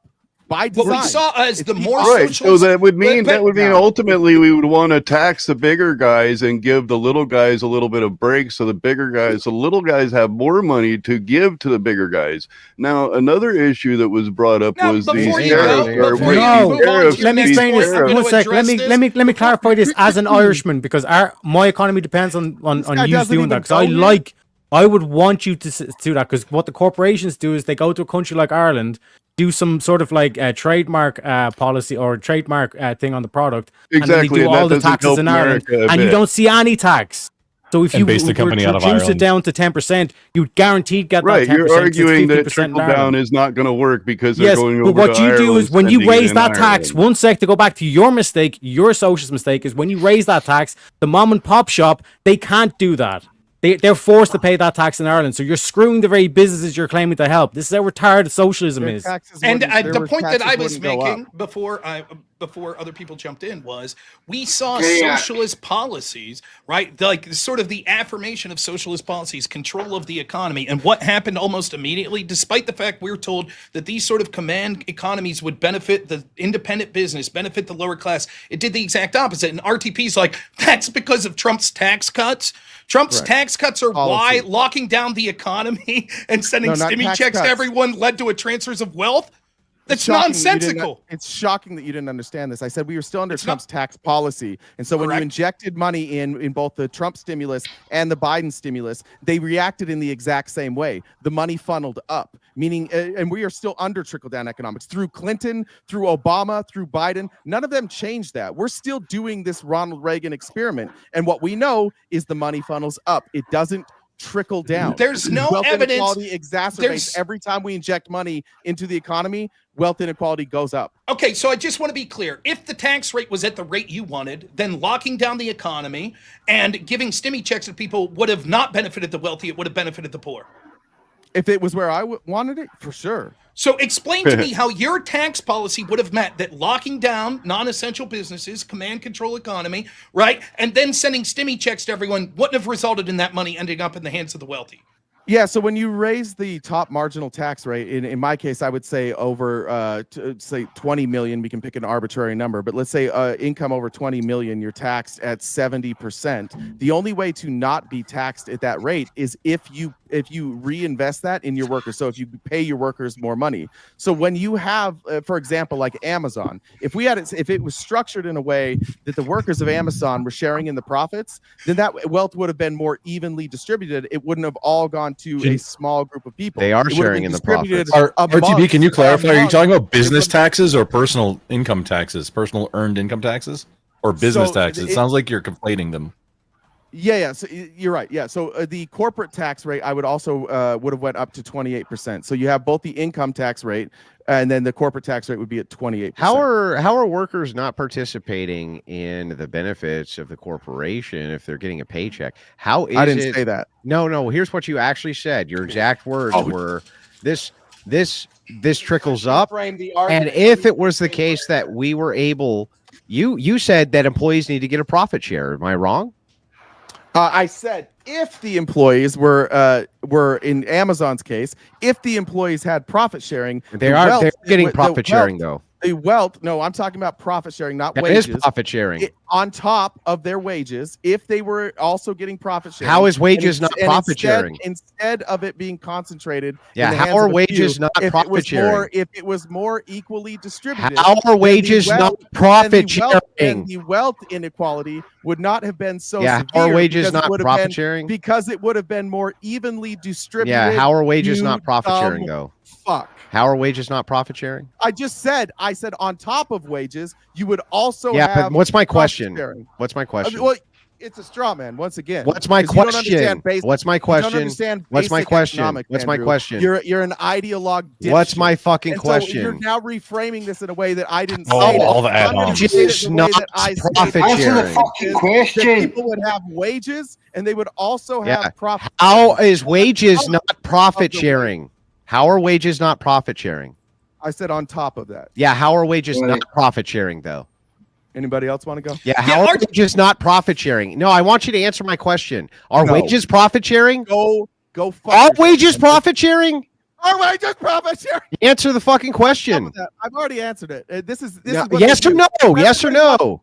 Rob and Andrew are both dipshits who have to reframe questions. How do I reframe my own question? Basic economics. How can I reframe my own question? Andrew legitimately doesn't know a fucking thing about policy. This is just a Christian nationalist ideologue. You're ever going to answer? I'm glad you brought that. I'm glad you brought that up.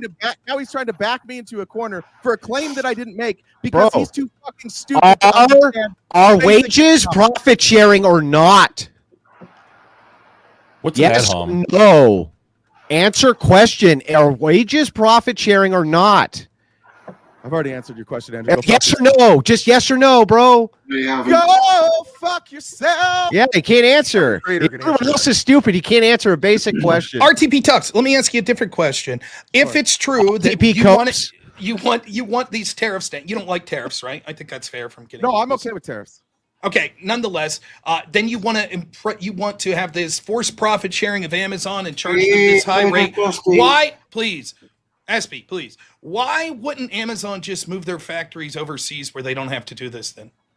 How are they going to access the U.S. market from overseas? What? How would a multinational corporation access the U.S. market?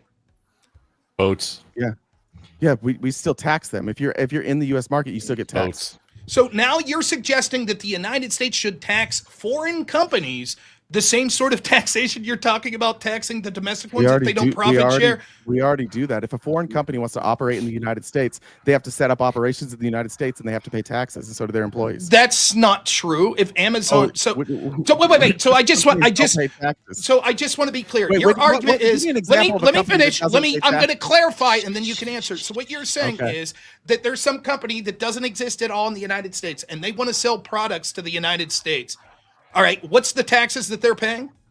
It depends on how they sell those products. Like if they do it through a distributor, then the distributor will pay those taxes. But if they want to set up and operate their own business, like even if it's a business from overseas, if they want to operate inside the United States, they have to pay taxes the same way. It's the same corporate tax structure. But we're talking about their production of making all this shit, the things Amazon does. Well, Amazon doesn't make anything. Clearly, it would be much cheaper for them to play employees overseas where they don't have to do this profit sharing and shit like that. How would they pay? How would they pay like delivery drivers overseas? I mean, the delivery drivers themselves would be one thing, but the mass manufacturing and shipping and shit like that could be done overseas. Do you deny that there are manufacturing centers in Amazon? They're like large places that they employ a lot of people? So I would love if Amazon went overseas, because what that would do is that I got to get out of here, guys. Have a good night. That would create this vacuum, and you would have all these people who would fill the void from Amazon, people who actually run the company. Good to see you, Andrew. And they might share in profits. I wish Amazon would go overseas. I wish these corporations that keep threatening to go overseas, I wish they fucking would, because that would make life better for all of us, because it would create actual competition, and we could get rid of some of these giant monopolies. I wish that when these giant monopolies threatened to go overseas, if we cut their taxes, I wish we raised their taxes and they all fucking left. Okay, so then just to be China Global, please. So just to be clear, then here's what would happen. Now you get out all the people you're talking about that you don't like, that you're going to tax all this money. Now they leave. So where are we getting our taxes to pay for all these social programs now? What social programs? Like presumably you're not going to massively cut social programs as well, are you? What the social programs that I advocate for are paid for through specific taxes. So, for example, one of the things that I'm a big fan of is Medicare for all, and you can go look and you can see how that's paid for. It's not just by the taxpayers. Okay, so you're going to increase taxes on the average taxpayer as well. Well, yeah. So it would increase taxes on the average taxpayer, but the average American is paying about $15,000 for healthcare now, and estimates show that they pay about $9,000. Why the fuck does it matter if it goes to a healthcare company or the government? Without Amazon, it would raise all cost of living, right? All your cost of living goes up because the Amazon raise my cost of living because you'd be buying from more expensive mom and pop shops, for instance. Who says? I think why wouldn't people just commission and stock is directly profit sharing, but besides that, not. Hold on. Amazon largely isn't buying product. Amazon largely is like a drop shipper, right? So most of these people are already buying their own products and selling it on Amazon. So why would Amazon go overseas mean that I bought from mom and shop pops or stores that were more expensive?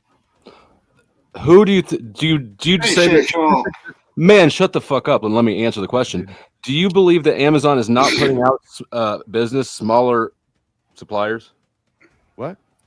Do you think Amazon is not taking market share from smaller distributors of goods? Of course they are. Of course they are. Right. And they're doing that because they're more cost effective for us, the end buyer. We get it faster, we get it cheaper, right? Sometimes. Sometimes. Yeah, apparently you've never shopped at Walmart because that's the reason why Walmart. That's the thing. If Amazon left and everybody, because you're not going to take all the workers with you. All these people already know how to run Amazon. You could run that as a co-op or a collective, and you could run Amazon just as efficiently, if not more efficiently than it is now. You're missing the point. And you would have a more even distribution of wealth. You would operate. Amazon and Walmart have economies of scale that a co-op cannot achieve. Well, why is that important to have equality of wealth? Because oh, sorry, never mind. That was for him. What's that? Why is it important to have equality of wealth? Well, you're never going to have equality of wealth, artificially.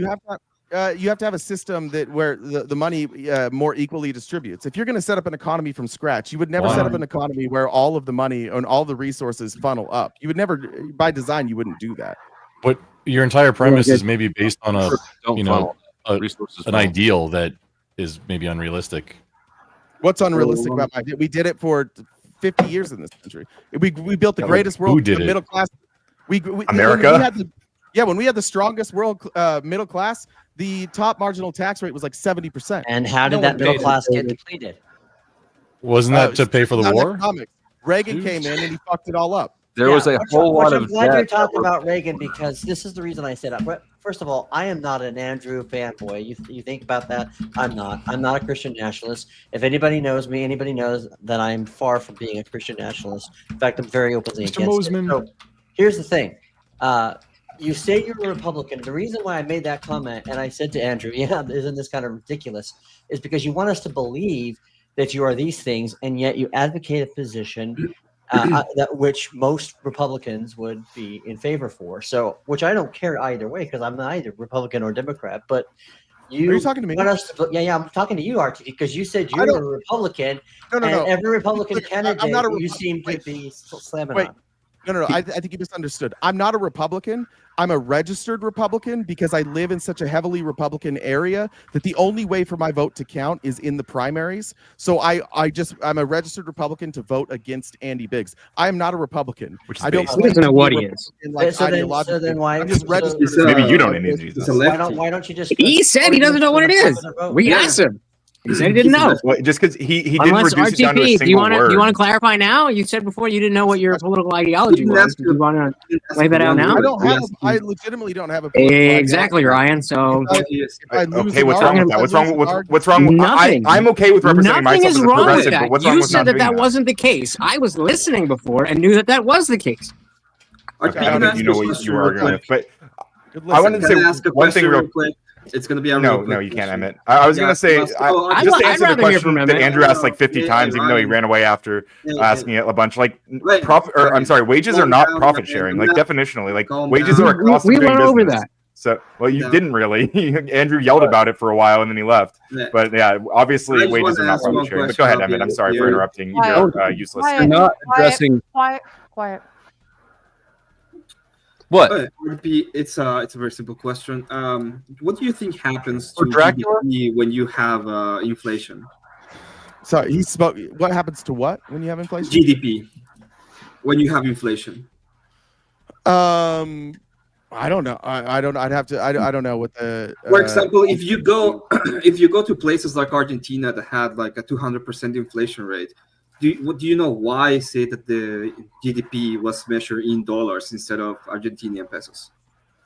Can you say that one more time? I'm sorry. I'm bad with accents. I'm so sorry. Can you say it again? For example, if you have Emmett doesn't have an accent. Let's say that you live in a country like Argentina. Argentina had a 200% inflation rate annually, and they measure GDP in dollars instead of Argentinian pesos. Do you know why? I assume because it's a more accurate view, because the Argentinian peso is with 200% inflation, that number would be significantly higher for GDP. Okay, so if you are talking about GDP and you say GDP good because it go up and you have an inflation, is it I've actually good? I've never made that. No, I'm asking you. This is a question. Oh, is it actually good that GDP went up if you're having inflation? I would say that the fact that GDP went up, if inflation went up, I would say that I'm more concerned about inflation, and I would not celebrate the GDP going up because of inflation. Yes. Okay. So GDP would not be a correct metric to measure how good the economy is when you are having inflation, right? No, and this is why I said with Andrew, like Andrew fixated on GDP when we first had our debate, but like I mentioned a bunch of numbers. The only thing I said about GDP is I cited figures of what they said would happen to the GDP if we were able to deport everybody here illegally. So it was one of like 15 points of what the effect on GDP would be, but more broadly, we were looking at the effect on local economies and removing that buying power and spending power from local economies and what that would do to local economies. The GDP was literally, of all the numbers I cited in that debate, the GDP was the one that I cared about the least, and it was the one I was least reliant on, but Andrew doesn't listen. And he's just like Rob. They sit there, they don't pay attention to what you say, and that's why their answer never really tends to match up with what you said. They're terrible active listeners. Again, I could say that actually it's you that's a terrible active listener. You misrepresented the data that you were presenting at the beginning of this debate over and over again. You constantly do that. A bad active listener to misrepresent because my own data. Okay. I guess let me rephrase. It's not that you're a bad active listener. It's that you're bad faith. And so what you do is instead of saying, "Oh, that's not the data I was looking," you tell me, is it that you're bad faith or that you're a bad active listener when I said real wage growth and you kept citing wage growth numbers? Was it because you weren't listening to me, or was it because you're bad faith and you were misrepresenting it? You tell me. When you go back and watch this, you'll realize that you were wrong and you're just a bad listener. I'm not wrong. You keep thinking that what I said is like what you think I said is what I said. It's not. What did you say again? I can go back to my opening statement. It was. Did you say wage growth or real wage growth when you said 2.2 to real 2.7%? real average monthly gain? Okay, so that's not real wage growth. Real average monthly gain. We're talking about I would real like to once wages. more. I would like to see that data. That the average monthly real wage growth under Biden was 2.7%. Then go look it up, bud. Show I it. gave you. You're lying. You're lying. You are absolutely lying. The data All does right. not show that. I'm not You're going a liar. down that route again. Just for the record, chat, you have exactly 14 minutes to finish that dono goal, or else I say fuck off and go to bed. Triple B says, Sarah, so much fun tonight. Thank you. Wilson, so you think you can run a 12-minute mile? Kissy Cat sending 10 just to say I love you. Thank you. Trickle-down economics was made up liberal leftist smear of basic economics. This is a LARP for business owners having capital to hire labor. Zeus sounds too much like Bullwinkle, so please put him in the back. This was earlier. And bring up Mosman. Emmett, hey buddy, love the song about you. Big celebrity on panel right there. Second to Andrew. Sarah, look good. Thank you.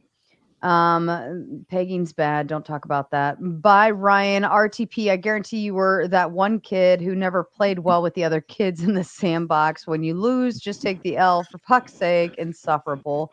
Man, they're always so brutal to you. RTP keeps doing it. It's not a heavily Republican area. In 2020, it voted majority for Biden. We live in a swing state. We have a Democratic governor, etc. My district voted 70% for Andy Biggs. I don't know who this person is. I'm talking about Andy Biggs' district. He's talking about Maricopa County. I'm talking about my district and the reason I register as a Republican. This is dipshit. So he keeps giving you money to say the dumbest shit. That's fair. Okay, so RTP just confirmed what we already knew, that he's a liar. He poses as a Republican, but isn't one. He just registered as one. That sounds like a deceiver, typical leftist bullshit. No, and I kick Rick in the back. Sir, do you think I pose as a Republican? Wait, I'll stand up for you there. I'll have your back there. I'll have your back there. I've been mad at everything you've said, but there's a lot of states. I don't think it's every state, but some states where you have to be registered in that party to be part of the primary. And so what RTP is saying is that he's registered Republican so that he can influence the Republican primaries despite not being a Republican. Sarcastic, pretending to be a Republican. If this is your best complaint, then you try to be good faith. Try to be good faith. I'm gonna jump down. Thank you so much for having me on. I'm gonna jump down. Thank you so much for having me on. Emmett. I'll go on, everyone. Thanks, Emmett. RTP, I would still really like you to show that data, because all the data I looked at said real wage growth at best in Biden's best year was 1.4%. So where are you getting that the average was 2.2 to 2.7?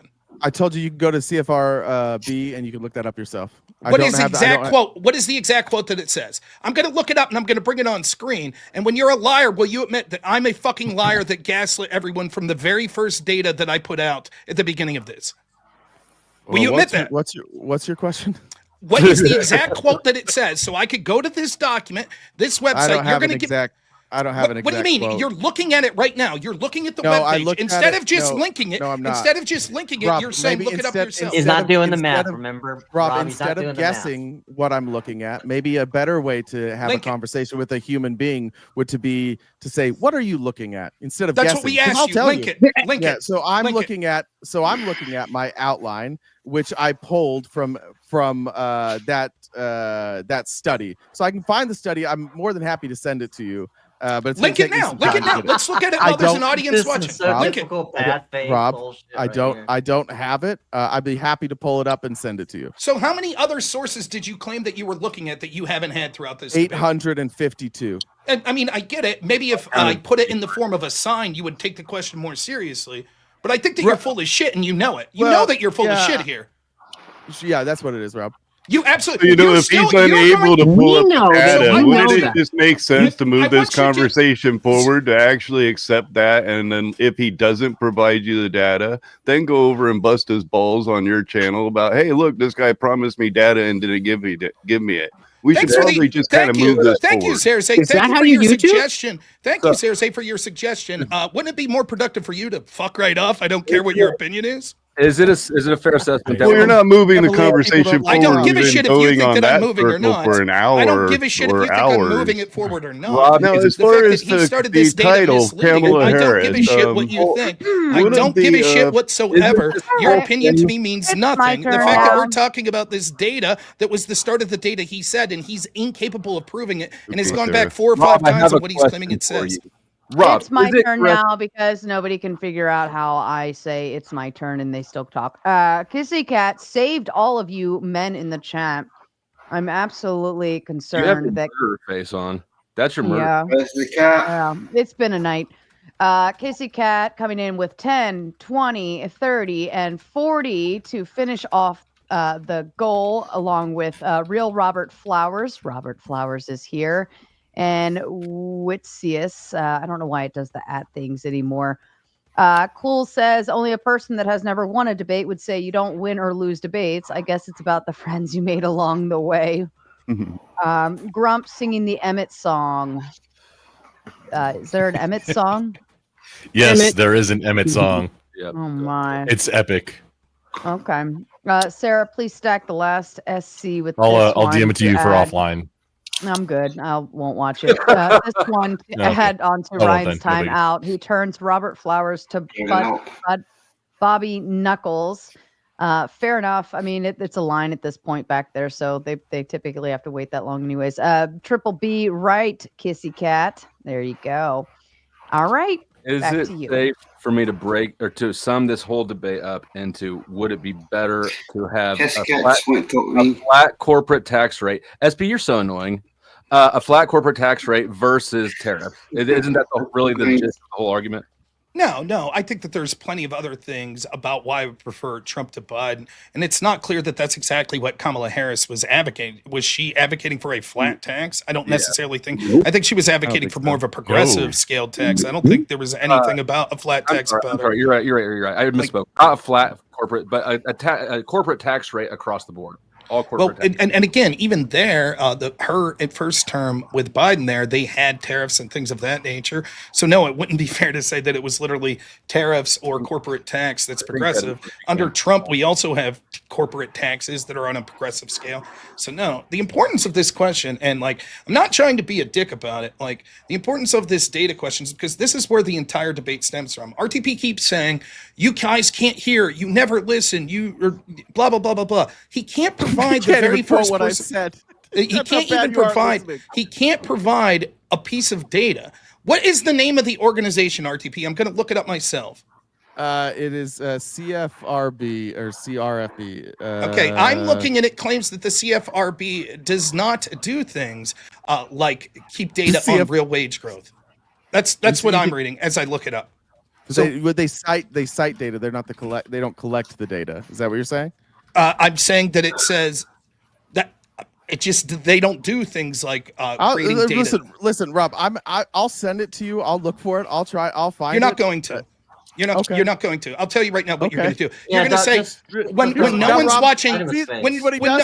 In order for Rob to Rob's gonna now tell me what I'm doing. You are such a little bitch. It is crazy. You can't take any answer from anybody. Bro, okay, then we'll see. We'll see. If you write a paper in college, if you write a paper in college and you quote a source, and you don't quote that source, it won't get accepted. It's easy to prove wrong. Rob didn't cite a single source from today. That's not not one true. time I started off citing sources. sources. In fact, the first source that he cited, he had to walk back. He's like, I don't even know where this is but we're from. talking about your source. I saw every source. We're talking It's about your fine. claim. It's fine. I will get it. The only reason I don't have this source is because I didn't link it in my outline, and now I'm going to have to go back through my research and find it. And when I find it, I'll be happy to send it. Here's to Rob. what's going to happen. But what I So, didn't do is put a hyperlink in my outline.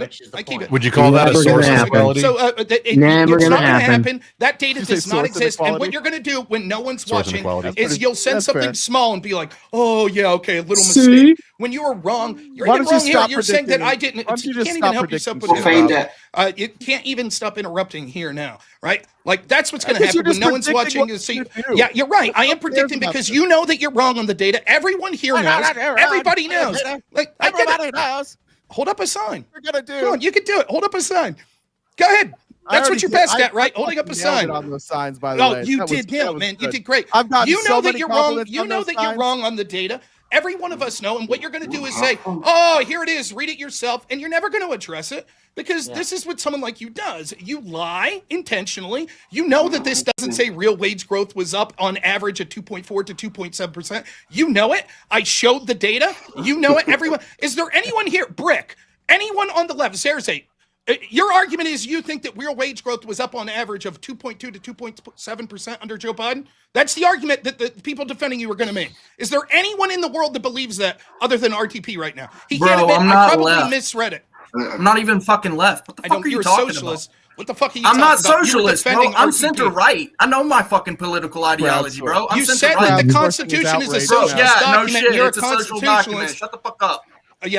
Man, you tried to say that you were defending RTP and you're incapable of fucking even having any common sense. Is there anyone here? Is there anyone here that remotely thinks that that's what that data is going to suggest?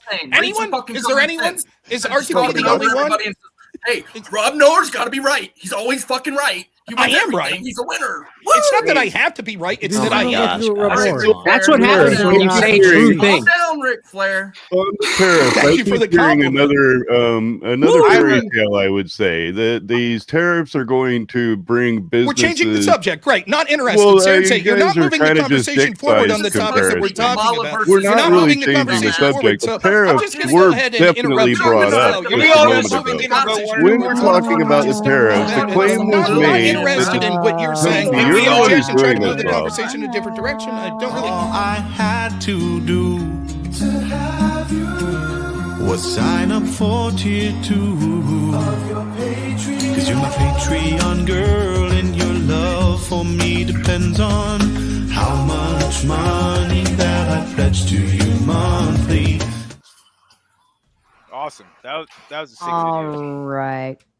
Let's stop being stupid. Let's just stop being stupid. Brick, you got it in the back too. Ryan still has his 20 back there. But the tariffs were brought up. Seriously, I'm not interested in what you have to say trying to move the conversation. You can get invited on as a guest and take the conversation in the way you want. I'm not interested in having you move the title is Kamala Harris. I got to ask you a question about Kamala Harris. I don't give a shit where you're trying to move on to the conversation. You're just trying to over-talk because you want to know. It has nothing to do with moving on, you over-talking you. It has to do with your confidence that you get to decide the direction that these things go. We're talking about a specific point here. If RTP wants to address the fact that everyone understands that he was full of shit with the very first data point that he said, then we could move on from that. Then after He's that, changed what he said well, over your and over. data And point, your data point, I clearly Cersei, remember was a copy and paste from TikTok. Cersei, your That was your data trying point. to move on to something. Tomato, fierce and red, juicy curves, This message is sponsored in part by. I've been waiting for 2 hours to get on this chat. Keep acting gay, and I will treat you to the delicious fireman. Why are you fucking talking over me? Okay. Who am I booting? Someone please bring Flo back. No harm, no foul, sarcastic saint. Who am I booting? Literally every. Oh. Yeah, I am so done with all of you. Saint, tell me who you want me to boot, and I'll get him. All right. Go ahead, Colby. Yeah, sure. You've been waiting forever backstage. Whatever. Go ahead. Thank you. We've covered so many topics throughout this whole debate itself. I don't even know what topic we're on exactly at this point. Rob brought up to fall back to RTP's first point. I don't remember what the first point was. The question I want to ask is RTP asked a specific, in his closing statement of the debate, RTP brought up that with the tariff system, you said China would pick up the contracts of USAID. What did you mean by that? Because hold on. Because, let me just finish the question. Because USAID is what came out was that it was a money laundering scheme for the CIA and other dark projects to basically instill coup operations across the world, where we would use that money to overthrow other governments. Do you think China, the Communist Party, is going to come in and backtrack those contracts to then overthrow countries? And if that's the case, do you think they're going to instill communism into these other countries? All right. Well, two things we have to be clear on. We did not find out that USAID was just money laundering. There were people who laundered money through USAID, but to say that blanketly it was a money laundering system is absolutely silly. Secondly, what China is doing is they're coming in and they're providing aid, specifically in these places where we did cut off aid. Obviously, if it's money laundering and these countries weren't getting aid, then there's nothing for China to come in and let me finish, please. Thank you, because it was a two-part question. Obviously, China's not going to be able to come in and replace money that country wasn't getting, nor would they even try to do that. But secondly, I would like to point out that there is nothing communist about China except for that they call themselves communists. They are a mixed economy, just like we are. There's not a significant. Yeah, they're not. The one thing they for sure aren't. So in other words, they're communist. socialists. They're also not socialists. They have a mix of capitalism. Every mixed and economy socialism. has to be a socialist. If you're Government has ultimate control over the market. Okay, so we're socialists too. John? Yeah, we do actually have socialism in our country. Yeah. And so the way the China economy is broken down, in most of the Chinese country, it is a strictly communist party. In No, certain of that's their larger, incorrect. hold on, let me finish. In certain of their larger cities like Shanghai and Beijing, they offer a communist portal for other countries to enter. The problem is once the other countries What's a communist portal? Let me explain. When other countries' money comes in, it's very hard to get out. So once the United States companies invest into the Chinese economy, it's not like you can just pull your money back out. It's not. But this would be China investing in other countries, not the other way around. All sorts of customs has moved over to India, like immediately in response to the tariffs. Like what you're saying is not accurate. Also Argentina, and Vietnam. Right. Yeah, other countries. But my point is that economic activity certainly does move out of China. As well. Like if we look at what China has done, but that didn't just happen in the last 6 months, though. That happened years ago. That's been a slow process. That's not China in 2016. 20% of what China exported came to the United States. It's like before the tariffs, it was like 12%. It's probably lower now. China's been weaning themselves off of us while we rely more heavily on them. And now China's going to these other economies, which Trump is pissed off, and they're picking up all these deals. So if I'm a country, let's just say like I'm unbiased, and I'm looking at like, can I make a trade deal with the United States or China? And let's say it's sixes. Whatever the product is, let's say it's sixes. I can get the same price from either country. I'm going to go with China because they're stable. There is no stability in what Trump is doing. Yesterday, he's like, I might keep the tariffs on with China. I might add tariffs. I don't know. And then he backs down. We're not a reliable trade partner anymore. And if you look at countries trading, like we are losing our standing as a reliable trade partner all around the world, and China is looking better. That's right, because Obama has to bow to them and go like this, right? Yeah, well, listen. Hey, I'm gonna head out. Don't forget about Gavin Newsom. I got to take the kid to. Have a good night, Rob. Yeah. We'll see you guys. Rob, I'd love to talk to you sometime. Yeah. Reach out to me. Be happy to. See you guys. So I can avoid that. Would be the first to say the Trump tariffs have been very wishy-washy. He keeps flip-flopping. They're not set in stone, which makes it really hard to negotiate off of. So it's not like what he said 3 months ago is standing today. He's done breaks. He's reinstituted them. He's changed the percentages. It's all wishy-washy. But your argument saying that like the tariff policy is useless, and then also in the same breath you can. I don't think I made that argument. I'm not anti-tariffs. I think targeted tariffs are useful. You do realize that I'm not for tariffs, but you do realize part of the reason why Trump talked about tariffs is because our economy before Trump ever got in was becoming less and less stabilized. And when you are in a situation where you allow a country to import everything to you and you export nothing to them or very little to nothing, they're going to have an advantage. It's going to destroy our economy. Now that's not just on the politicians, that's also on us culturally. Right? Yeah, no, sure. Well, we don't just export. It's not just about exporting physical goods, right? Like we export, first of all, a lot of culture, but also like a lot of like non-man, like we don't have. It's not just about physical goods, right? Like we export a lot from America. We export. But then like a big problem. I'm going to send you $10 to drop SB. Is thank you. That's so annoying. a big problem with like exporting to China, like what you were talking about, Ryan, is like we don't just export like products, we export ideas.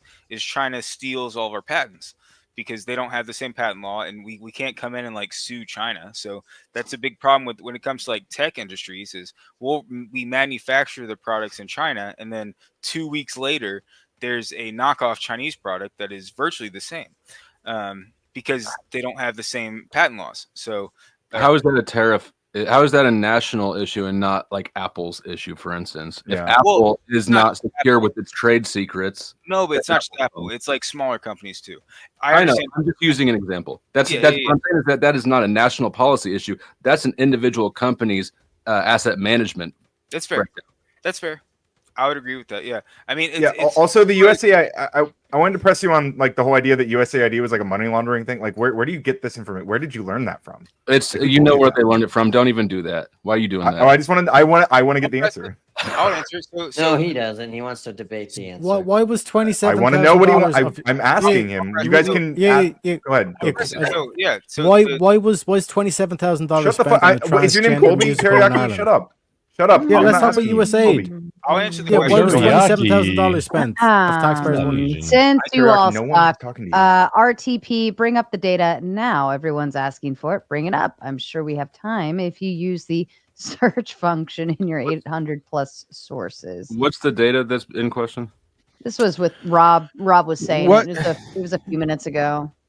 Yeah, I'm literally looking through it right now. Basically, it was a study where they factored out COVID inflation to adjust for real wages, and that's where I came up with that number. It's it's like God, sarcastic Saint, you are such a crybaby bitch. Fuck yourself.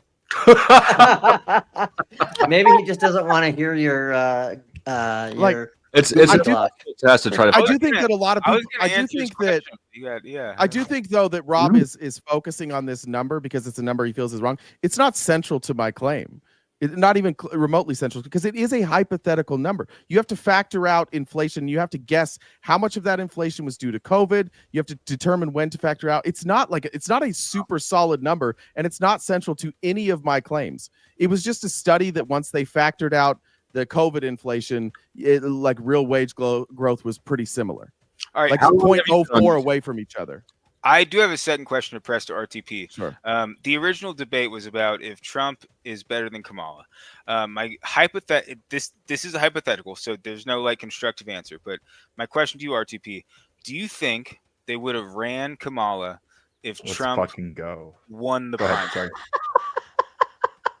Do you If think Trump or if there was a real primary by Democrats?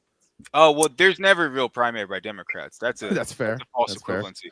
Yeah, that's fair. But I'm saying if Trump wasn't the Republican nominee, and the first option was he was assassinated in Pennsylvania. The second option would be he was somehow beat by some sort of secondary Republican. Do you think Biden would have stepped down?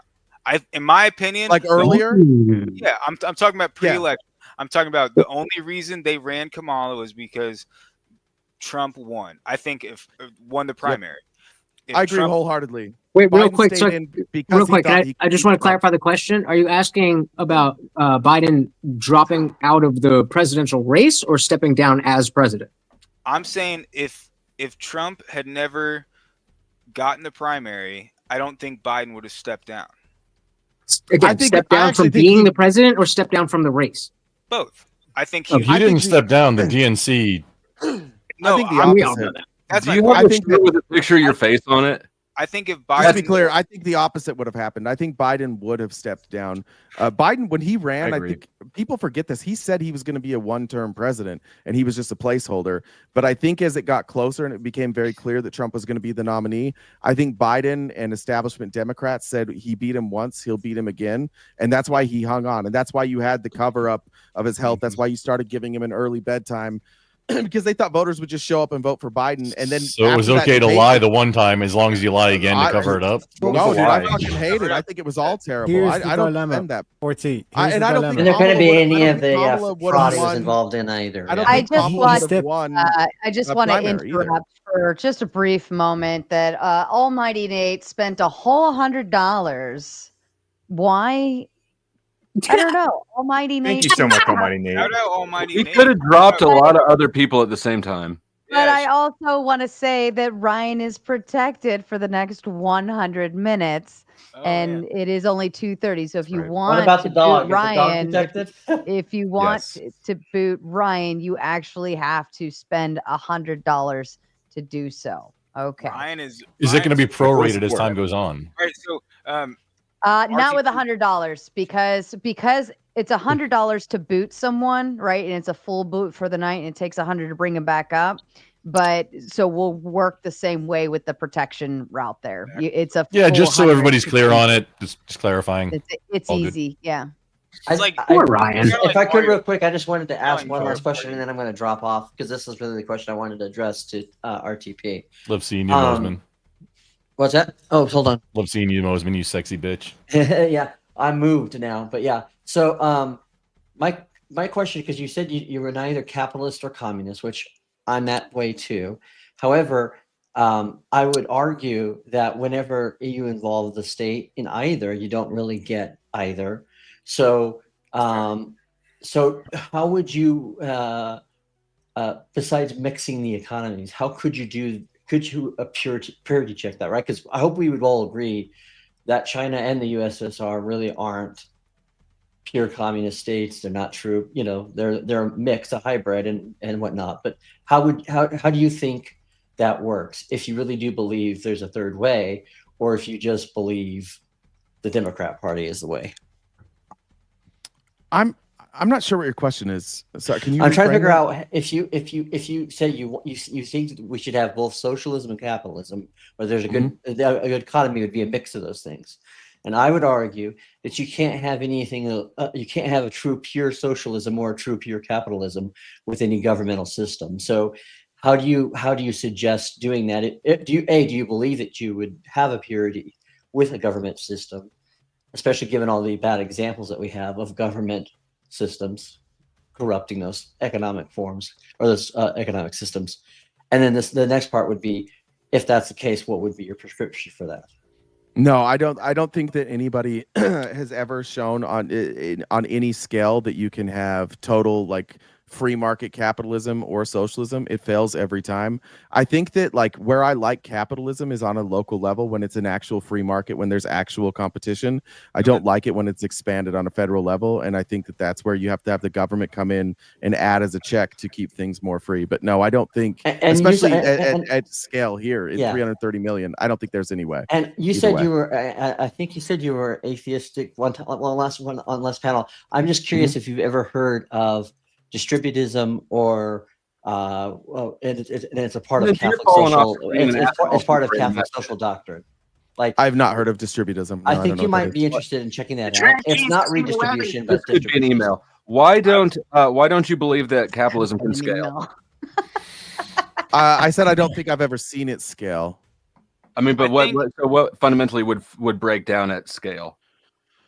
I think fundamental, like places we've seen where it breaks down at scale is that in order to expand, you have to have access to capital, and generally speaking, these smaller companies don't have that same access. And then it seems to be kind of like the same people keep getting that access to capital. I could be sold on it if you wanted to sell me a way that you could scale it, but I've just never seen it happen. No, I kind of have to real quick though, just to explain, how do you explain the success of Argentina? They basically went anarcho-capitalism. He was like the state. I wipe my ass with the state. Yeah, I don't know about Argentina. Before you go, Flo, Valhalla sent a full hundo to say, yeah, bye, Ryan. So here's what I'm gonna do. If somebody wants to negate that, it would take another 100 to keep Ryan from leaving, and it would be a leave for the evening. So you can't buy him back after he's out of here. Well, you can, but you have to send a full 100 to bring him back up. Okay. So I'm gonna give it 2 minutes, Ryan. So go ahead and cam back down and mute up. We're gonna give it a couple minutes, and if somebody wants to buy you back up, then we will leave you up here. And if they don't, we will let you do closing statements and you can say goodbye for the evening. Okay. So fundamentally, I just want to say that John, why are you sliding off your camera, bro? Well, this floor is really slick. This floor? Are you on the It's floor? it's gravity. Sitting on your floor? Huh? Your You're camera's No, I'm sitting on not. your No, I'm floor sitting on a is chair. But I gotta Oh. be careful of this chair because we just put Why in is your new camera hardwood angled flooring down? in He just moved. He's setting I just stuff up. moved. Yeah. Okay. But He's in an alleyway right now. He's just chilling in an alleyway. I'm in the living room because I remember can't put trying my to office. He had to inside fight 3 anymore. hobos for this exact spot. Cut him a break. Exactly, Okay? yeah. All right. Let's fucking go, Almighty Nate. Nate has not only matched Valhalla, Oh my but God. he also added another hundo. So Ryan, you are safe for an extra $100. So it would take another 100 to be able to boot you back. Okay. Sarah, you got to pick up my debate con ticket. RTP, I was just going to say Almighty this because I don't know or really follow your channel, but it sounds like you might be interested in things. Bro, like, email him. Get the fuck out of here with your droopy ass floor. Sincerity-ism. And I like this book. I have a book recommendation. No. I just wanted. God damn it, John. Okay, Dusty, cool off. But I just wanted to know if you'd be ever interested in that or not. But, Holy fuck. In what? I'd have to read. I'd have to read. If you're enough about it. legitimately interested in that, or if you're just trying to turn him down on principle, say all the things that are cool to say because Trump's in office now. So. Talking about? Look, Are you talking about the whatever it was that you? I'm talking about the brought up? principle of subsidiaryism, which would always promote the local top bottom up. This is insane. I'll read about it. Everybody, I'll read. I'm open to reading about it, John. I'll let you know. What I was going to So say as a completely as a separate thing, it wasn't really talked about much tonight at all. I don't think it was touched on at all. Do you guys think that Kamala would have cut 10% of Medicare over the next 10 years? Hold that thought. Let me finish out this thought, which was why you can't scale capitalism, right? Because if these economic principles work at a local level, if they work at, say, a national level, the principles should hold at broad scale, right? Unless there's something about the actual system that breaks that scale. That's kind of what I wanted to say to that same point was I kind of agree with RTP at the scale we're at this point. I completely agree with capitalism on a fundamental scale, but where we're at now is we have such a level of a corporation class and also a level of corruption, which we can't deny. Thank you for addressing literally nothing and a question that wasn't addressed to you at all. That was epic. First of all, Dusty, this is a panel. He asked the question to the panel, and I asked it specifically to RTP. You're right; it is a panel. You can talk up, and I can talk up, and your response conveyed no useful information at all, even if it was. You cut me off in the middle. And may God have mercy on your soul. Hey. All right, That was the end of the rant. So, Sorry I didn't do it. yeah, I get the Billy Madison quote. So I got another 2 minutes. Yeah. I want Medicaid. 10% cuts over 10 years is crazy. Yeah. All right. No. So hold on. Sorry. Hold on, Colleen. I'll hit it back. So VD Cars says, nah, get Ryan out of here. Okay. All right, we're gonna do the same thing. You got a couple minutes. We'll let Ryan stay calmed down. He'll stay quiet, and we'll give a few minutes if somebody wants to match again. That works out right math-wise, right? Like this one locked him in for the night. This one said no, and then this one said yes plus another 100, right? And so here came the 100. So that math's right? That brings it back to 0, so he should be just normal again if it's just back 100. No, but he was kicked for 10 minutes originally. So he was already. So he should off. be back to like the 10-minute. He was already. Wait, so off. Almighty spent 300, and the other guy did 200, right? So there's still isn't there $100? Wait. Yo, come super chat my channel. Hold on, What y'all? I know this is where it gets confusing because Ryan was With what you just said, it backstage. sounds like it all cancels out. That's Minus what the 10. If we're talking about capitalism, I feel like Ryan should have. Each side for $200 more, and let's move on with it. Just put another $100 up, and then Ryan's out. This one guaranteed him to stay on for the night. This one. Okay. So we're on the panel, solid, locked in. He can't get booted. This one negates that, which Actually, that would have brought him back to Which that brings him back to normal, Zero, not right. zero. Brain is fried. Right? Rob I know knows- my brain is so Yeah. fried. 1 penny behind because that's only 99. I'm not worried about that penny. And there was a 200, so Okay, well, all BD. right. Well, Oh, BD Lord. Cars said, "Fuck it." Yeah, all right. I think he had to do that Problem anyway. solved. But yeah, That's- I'll okay, calm down for a minute in case something else happens. Okay, we're gonna leave it there. So now it's the boot, and then so we'll give a couple minutes if somebody wants to revive. We will. If not, we'll let Ryan do his closing statements. Okay. So Flow State was asking a question, I think, to RTP, and I don't believe our RTP got a chance to answer. I would like to hear what RTP's answer was. Was the answer about scale of capitalism? Yes. Okay. I think. What was the I question? think why it couldn't scale, right? Is that the question? Yeah.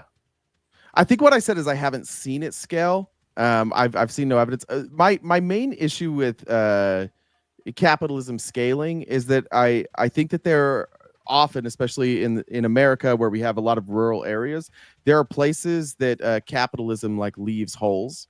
I think a good example is like what Mom Donnie is advocating for, where you have like government run grocery stores.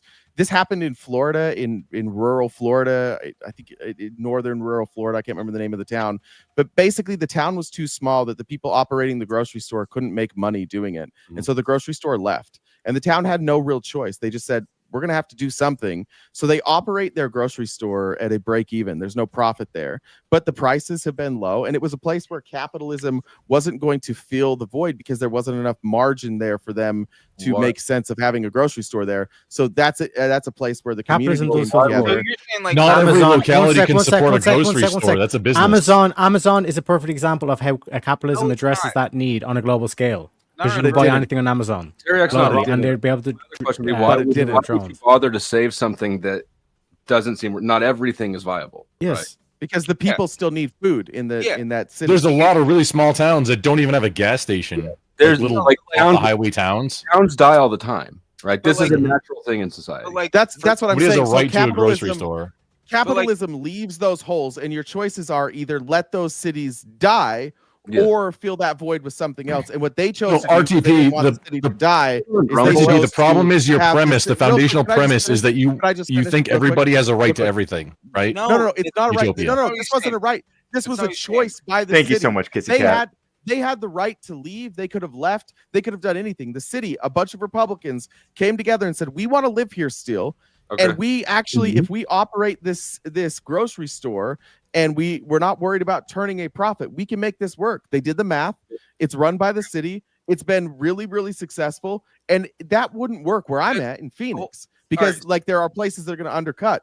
But there are voids where capitalism doesn't fill the role. It doesn't. No, that absolutely doesn't matter. A lot of rural people drive 45 minutes an hour to get to a grocery store. No, but that's if they're not growing their own. Because capitalism can't put a grocery store there. It's not a void. Why is that a problem? Break for Kissy Cat because she spent $100 to not only keep Ryan on screen but also get some puppy love. We love puppy. Hi, Umbreon. Yes, hi everybody. Thank you all. Thank so you so cute. much for the fight over Ryan's staying power. I'm always so flattered when I see the back and forth. It is But really then- encouraging. But then it doesn't save me from the 5 minutes in the back.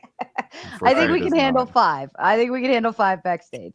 So we're bouncing across like multiple topics here. So this all started with talking about free market capitalism and how it would scale. The problem, in my opinion, with free market capitalism on a large scale basis is there's too much barriers to entry for small businesses to extrapolate across the country. So, but that's false because that's not imposed by free market. That's not a free market capitalism imposition. That's a government imposition. Exactly. Let me finish my statements, bro. All right. Yeah. Exactly. So this is a direct quote from RTP earlier in the debate. He said, "I'm for capitalism. I'm against free market capitalism, but not all markets."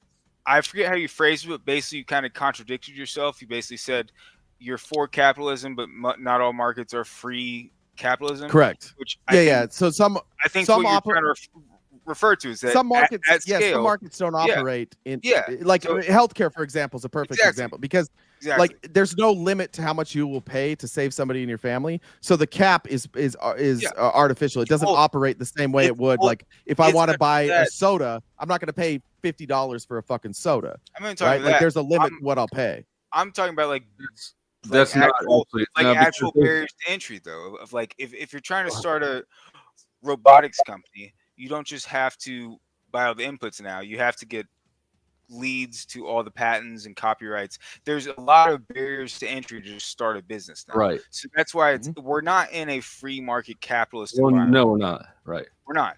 Nobody's arguing that. Yeah. And then to what he was saying about grocery stores, that's a different volume because grocery stores are a necessity because that's not no, they're not. That's a misvalue. Having a grocery store within 5 minutes of you is not a right. Not 5 minutes. I never said 5 minutes. No, but hold on. But still, you don't need you don't need a grocery Dusty, store, but you need a hub where you can get food. Wait, just real quick. I want to be clear on the grocery store. Stores are a necessity. Is that not? Let me just Can we let me all clear agree this on up. that? Can we all agree on that? Yeah, but I'm not saying that it's No, necessary. I don't agree on that at all. I'm just saying that there was a need. There was a need. The people said, "This is what we want. We want a grocery store here." I accept that it's not a right. I accept that it's not even necessarily need. They could go somewhere else, but the town said, "This is what we want." And capitalism didn't fill that role, so they had to choose a social program. And that's what I'm saying. Like having that ability to choose is a good thing. I think that was how is that an indictment of capitalism? But see, I don't think it's an indictment of capitalism. I'm saying that that's why I'm a proponent of a mixed economy, because sometimes capitalism won't fill that role, and you may have a social program that can fill that role, and that's great. But see, that's a key word. How do social programs work? Society gets together, they put down a little doctrine. It steals from we give the government money. Society, right? Is a community well, yeah, they steal the money from us and then give it to other people who didn't work. This is getting completely sidetracked. This is completely sidetracked. What Ortiz trying to say is like the blame that there wasn't a shop there before is capitalism, and because a social program was able to provide that niche, and like capitalists quote unquote weren't able to address it. Like the whole idea of having the free market is that these niches are going to be addressed. So you don't have all this regulation and all this kind of shit. If I have the capital, I can take that risk. But because I take that risk, I also take the reward. But if I'm competitive, I'm going to offer competitive salaries and all this kind of shit. Yeah. This whole like government oversight is unnecessary because capitalism itself is a decentralized system. It's a concept. Yes. So RTP, so it can't be corrupted. Whereas what do you socialism think? is like, I want to regulate this, so it's like it's going to be corrupted because that man's going to want to take a direction. Yeah. Eric actually said it. So RTP, I'm kind of trying to get at the idea that a social program needed to come in and fill this because the town wasn't getting food. So for a counterfactual, what do you think would have happened if that program wasn't implemented? Would all those people just die? Well, can I guess? Because I don't know like how close. Sure. I'm asking what you think. Yeah. There was probably a grocery store within an hour, and that people would have traveled. I'm guessing that there may have been somebody who created a business that delivered groceries. But ultimately, the town said, "No, that's how it works when you're rural. It's preferable for us to do this rather than go through the rigmarole of driving 35 minutes." I would say if it's real, it's not a rigmarole; it's just part of your life, dude. It would probably lean more like a farmer. I think it's important for people to be able to get groceries. I don't know, like if we need some policy to make sure that people have access to groceries, I don't see why it's such a big deal. But that's begging the question: do we need a program to make sure people get groceries? If people don't have access to them, then yeah, probably. Yeah, because the world where you don't. It chose to live there. Hold on. Why does it have? Can I ask you a question, Indian Jesus? Why does it have to be a need? Why can't wilderness? You have to deal with the consequences of living. Why can't it be a want? Like it seems to me that the opposition here is the idea of a social program. These are Republican voters who chose to do something collectively as a city. They chose to use their taxpayer money. It was a choice for them to collectively take that money. Nothing wrong with that. The example doesn't demonstrate anything as far as fine. But the question is to me. So there's nothing wrong with that. What I'm taking issue with is, and maybe I'm misunderstanding, but it seems like you're saying that this was a necessary program in this particular town. Because they would have starved or had to do this or that, and I'm just trying to make the point that okay, it could be a good thing that these people wanted, But again, maybe I'm confused. But it sounds like you're saying. I'm not saying it's necessary. I'm saying it was more effective. They actually chose the most effective thing for them, the most simple thing for them, and that thing happened. They chose to spend their money on a thing. That thing happened to not be capitalism, which is fine. Like I don't have a problem with them doing that. Just the same way I don't have a problem with somebody that lived there had decided like I'm going to take over the grocery store and I'm going to have less workers and I'm going to operate on thin margins. I wouldn't have had a problem with that either. That's completely. So I guess that sounds very reasonable. It's not a dogmatic attachment to either one. Like it seems like some other people. So yeah, I'm very confused then. If whoever is going against that notion of what RTP just said, he said some other dumb stuff, but just specifically about the grocery store. What is the opposition?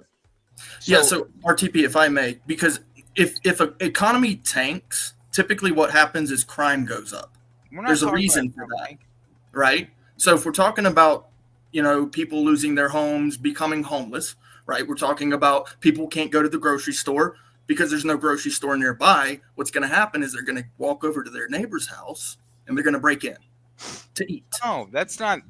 That's what happens. Maybe not directly, but economic support for the town leaves or dies. The town leaves with it. There's no reason for people to still be living in an economy that's non-existent. All right, hold on, guys. Everyone, take a breath. We're talking about three different points here. I believe and none of them have to do with Trump or Kamala. And none of them demonstrate failure in capitalism at scale either. Exactly. True. If you want to live rural, things are going to be more spread out. That's part of the package. Okay, but this is what I don't understand because I'm talking about choices that they're making. Should they not be allowed to make those choices? I agree. More choices for people is better, right? And if the people in this town choose to do that, fine. That's fine. We're talking about three different things. Briggs. Actually, me and RTP are talking about the same fucking thing. I think so. I think you and I y'all keep interrupting. I lost it. Anyways, more choices and less coercion is good, right? And the freer a capitalist economy is, the less coercion. I agree. Do you agree with that? I agree completely. Yeah. Okay, so it would be desirable to have as much free market as is possible because that reduces coercion. So I agree. Then at scale, I still think that even if there's a stupid town in Florida that wants to have Casey's taxpayer funded, it doesn't matter. Still, the objective should be at scale, free market capitalism, understanding that there will be exceptions to the rule. Right. I don't know if free market capitalism would remove coercion, and the reason why I say that is that it seems like it would push a society that would have, like, let's say, Powder Dusty, the most powerful company, and he's aligned with like Teriyok, and he's aligned with, let's say, Colby and RTP. And now Ryan, this little guy, wants to get in, and they don't want to trade with him, so they've actually reduced the ability. Not reduced, that none of them will trade. They just flat out won't trade because of the alliances that they have made within their businesses. You're not looking at the perspective of the consumer. The reason why the consumer is giving that person that money voluntarily is because they see value in that product, and that person are like buy like the free markets, allowing the free markets to do. You're going to drive innovation. Have you ever heard of the general store? It's a necessity. It's not always drive innovation. Sometimes people put their money in businesses because they have to. No, but the what is it like? The harsh truth that you won't face, that Flo keeps pointing out, was like, if this village cannot survive based on its own, like that's basically nature telling you it's like you need to go close to the city, you need to do something else to survive. And not trading with somebody is not coercion, right? If you want to enter a market selling widgets, but you can't sell widgets unless I will trade with you, and I don't want to trade with you, I don't have to trade with you, right? And there's the coercion.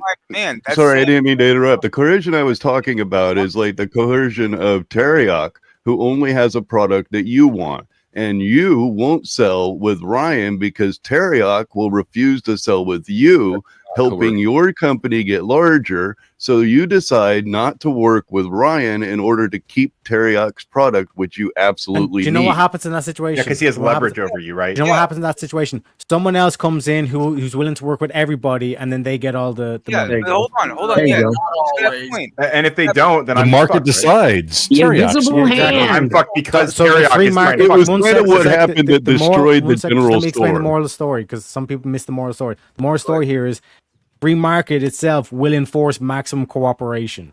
Yes, but that's not what RTP Perhaps. brought up. That's not what RTP brought up at all. That's why I said we're debating three different things. It's because RTP. You're debating the third Let thing. me finish my point. No, it's because RTP brought up a rural. Audrey, I have no clue what Colby's talking about. Yeah, nobody does. I liked where Zerzu was going, and I let me want to finish. hear more about that. I mean, Colby thinks that USAID was like this huge laundering operation. So I'm not taking much of what he says very seriously, to be honest. But that is basically what crippled the general store, was the fact that they would refuse to even sell products as simple as eggs to an individual within the community because they're standing within the community.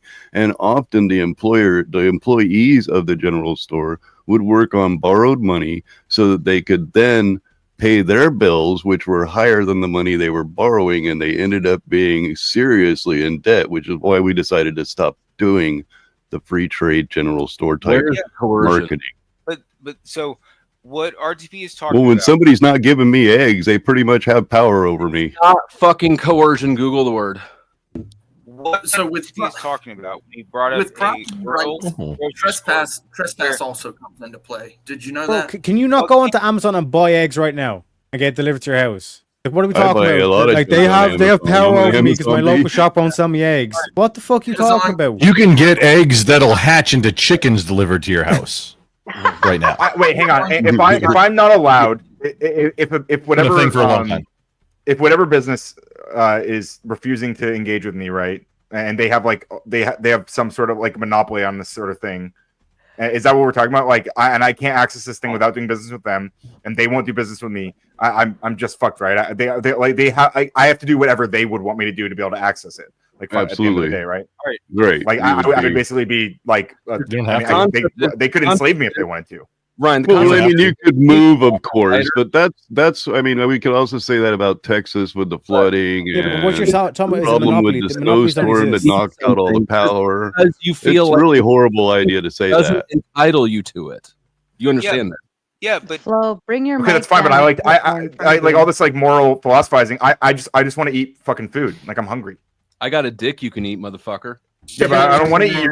I want to eat a cheeseburger, not your dick. Right, and so now I'm being coerced into eating his dick so I can get a bite of a cheeseburger. There's really no nutritional value. Ryan, in why that. does everybody else have to adjust to what you want to do? Perfect. That's because I don't want to die. I don't want to die, bitch. Tomato, fierce and red, juicy curves, This message is sponsored in part by. Thank you, sir. That was a good question. You never know who the message is for. I have never heard somebody say thank you, Stop a it. dude say thank Stop you it. for the firefighter. So Yeah. that was pretty cool.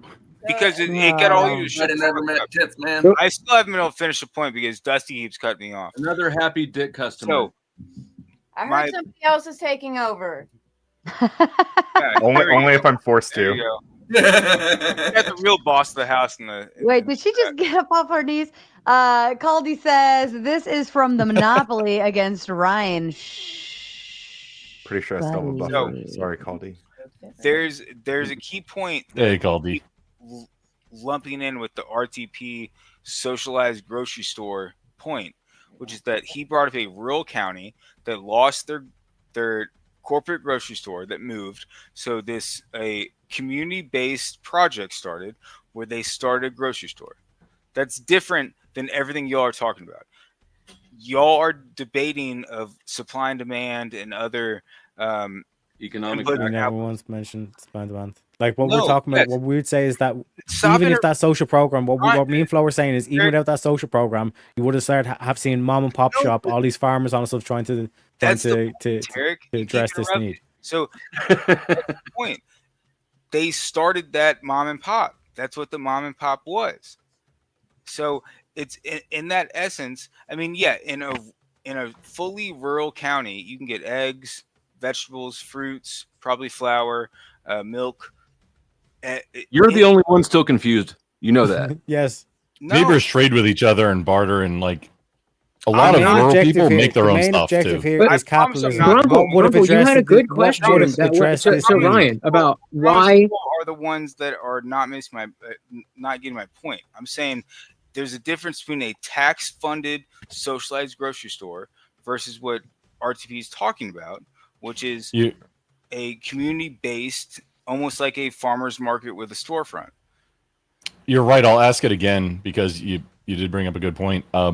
Why, Ryan? Why is everybody else required to adjust around where you want to live and the conveniences that you want to have? You keep bringing up because I want this, I want that. We Why do does that it right now with convenient for like the you? postal service. That's how we do the postal service, right? No, Like, but we you make- specifically. like, Why is it what you want? If Obviously, we I'm all an want American what we want. citizen, then yeah, we have. But we're we all deliver to, American like, really. citizens. Oh my god! You, calm hold the on, fuck you're missing the down, question. dude. You're missing the question. You're missing the question. No, I'm not. No, he didn't. No, he didn't. Let him answer. I'm engaging with the question actually. Like we You're do. saying We do you this want with the what you postal want as system an already. American We deliver citizen. mail. That's Even not when the shut the fuck up, dude. All right, you go, and then I'll answer the question. right. I'll ask you What the is, question, and then you mail. talk about things that you are not talking about. Shut up. RTP, you sent this to me. What were you Oh, this is just what I sent to Rob. So this is how we got that 2.5 or 0.25 real wage growth per month. What you have here is this is the wage growth tracker.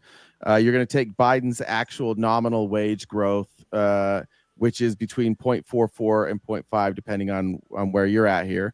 And then you're going to give it a 2.5% inflation. So if you remove the inflation caused by COVID and you take the average inflation, which is about 2.5%, that's where you get the point between 0.23 and 0.29 real wage growth per month. Just so that everybody here knows. Just so that everybody here knows, that's what I was citing. I was saying if you take these numbers from Biden and you apply average inflation rather than the inflation caused by COVID, that's where they get those numbers. Again, not very central to my claim, but I just want to throw it out there because Rob said I wouldn't do this. Rob said I would lie about it, that I would never send this. I've now sent it. I've explained the math to him. Again, it's not a compelling argument. It's not a compelling argument for anything. You need multiple things to get a full picture, though. Explain the Yes, graph. just that chart. It was never. Look, it was never going to be a full picture. I was just adjusting for average inflation. That was it. Yeah, I was gonna say, even if I back it up to 2008, like rate it to 2019 mark. So you're saying basically it would be kind of making like a straight line go like a incline almost if you kept that 2.5 instead of all like avoiding this part. I guess was it this part you were talking about from COVID? Yeah, what I was saying is that the inflation was caused by COVID, and the only way that you can really factor that out, and it's all going to be hypothetical, is you can take the nominal wage growth and apply an average inflation rate, which is 2.5. So if you take the nominal wage growth and you apply an average inflation, that's where you get between 2.23 and 0.29. So that's where I got those. How numbers. is 7.2? Like under Biden, 7 was like norm for the first 2 years, if I recall. Yeah, what I was saying is that those 2020 and 2021, 2022 is that not right? Am I off on that? I don't know if you were. I don't know if you were here around during 7 what average for both of those. Yeah, the argument my bad. was that inflation wasn't caused by Biden; it was caused by a global pandemic. And so I'm saying if you remove that and you take the nominal wage gains under Biden and you apply what our normal inflation rate is, which is 2.5, that's how you get those wage growth. Again, it's a hypothetical number. That's assuming that none of the inflation was caused by Biden. That's just saying like average inflation. That's why I kept telling Rob, like, this is not, I don't know why we're harping on this. It wasn't like a central point, but he said I wouldn't do it. I found it. Here it is. I sent it to Sarah and I sent it to Rob. But just so everybody here knows, like, I don't. Well, yeah, if you're using a hypothetical number, it's like, how can you argue with a hypothetical number? He said the average. He said it was the average. Talk about it as much as we did. I agree. Yeah, he said factor in the 2.5 inflation on average. Right. That was labor statistics too, right? As your source. He said take Biden's. I'll read it. Take Biden's actual nominal wage growth figures from the trackers, which places nominal growth between 0.44% and 0.5% recently. For inflation, a 2.5 annual rate converts to roughly 0.21 monthly. 0.44% to 0.5% nominal wage growth per month minus 0.21% inflation per month. It equals about 0.23% to 0.29% real wage growth per month. You have to take into account okay, the inflation, the quoted inflation rate, the CPI, then the labor, unemployment and labor participation rates, and I like to include the Baltic Dry Fred chart index. I don't think you understand as a really good indicator of how the economy is doing. And you got to take all like you get a kind of I don't complete picture. think you understand what my argument was. I'm not what I was it's trying to dry do, goods that ship from Asia, essentially. Okay, cool. We were just trying to normalize the monthly wage growth, and I was trying to normalize it between Trump and Biden, and I tried to factor out COVID. I tried to factor that out of Trump and factor that out of Biden, and so that's why we had to choose like a standard 2.5% inflation rate. So I agree with you. This wouldn't tell a whole picture. I agree when you say that, like, if you want to look at a complete economic picture, this isn't it. But I wasn't trying to say it was a complete economic picture. This was just one data point that Rob took exception to. Yeah, and it was actually really frustrating because it seemed like he kept kind of pulling you to a different claim and like asserting that you made a different claim. But I'm pretty sure that was like the thing you were holding to like the entire conversation. And then when everyone else came on, like with Andrew and everyone, they started like asserting it as well. They're all in unison, like saying like, no, you meant this. You said, I think, I don't know if any of the people who are still here did that, but it was really, it was kind of gaslighting really. And really quite frustrating. And as far as the data point, I think the data point was gave a lot more meat to the substance so that we could talk about it than a simple, TikTok post. That copy pasted TikTok post was a little classy. No, all the news comes from TikTok. Do you not participate in convenient reality these days? I mean, that's how it works. I was unaware of that, sir. I think a lot of people get their news from Twitter, unfortunately. Hey, Sarah, I got to take off. It was Twitter. Yeah, correct. Sorry. I always appreciate your guys' panels, though. Good meeting all of you. Good to see you again, Ryan. RTP, your RTP, good to meet you. Subscribe to me, by the way. I disagree with a lot of you, but all right. Now that Rob's not just cut down on the ad homs a little bit, and it would be a good time. That's fair. I do want to know, honestly, were the signs funny or no? No, I love the signs. I'm pro signs. Maybe if you did it once. Shut up. Signs are funny, but during closing statements, it was disrespectful. Well, yeah, I wasn't worried about being respectful to Rob at that point. That's realistic. I think if you if you just use it once, that will be good. If you just throwing it up, then it gets old. I used it too much. All right. I can say this. I thought they were. I mean, funny. Rob does the tactics. Sorry. No, you really didn't use them a whole lot, actually. Yeah. No, but Rob does those tactics a lot. I don't think it was overused. But I will say, I think during closing statements, it would be considered to be very disrespectful. Yeah, I'd agree. I mean, Rob said some disrespectful stuff in that closing statement too. Like, it goes very personal on my child. Overall, you're getting a thumbs up. You're getting a thumbs up. Thanks, Jesse. All right, guys. RTP, you said you're headed out. Yeah, I got to get going. I appreciate it, guys. It was fun hanging out. Keep it sexy, man. Good to meet you. One-on-one, bro. I'm gonna hit you up. Thanks, man. Yeah. Hit me up on Twitter if you guys want to talk. Didn't take his hat off. We'll do it. My hat's off to you, sir. He doesn't pay have extra for that. That's right. No, you don't have to. Just it's a choice. Hi, RTP. Okay, to the chat. I made a speed round and a stupid, ridiculous dono goal to hit in 15 minutes because it is 3 a.m.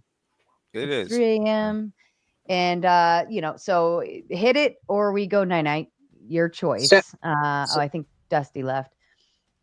Sarah, do you have a course on how to get people to pay you that much? What's that? What? So do you have a course on how to get people to pay you that much? I give a treat Ryan, to Morty. Coder. I give a treat to Morty every super chat, no matter the amount, and it's working a little bit. But the other thing is, if we hit the goal, then I got to do push-ups because I'm too. It seems like having the CCVs on hand helps a lot. It seems like the goal is to have Ryan on your chat because Ryan brought in like $700 just now. Hey Ryan, you mind just coming on my channel and be like, guys, if you give me money, I will get rid of this lefty.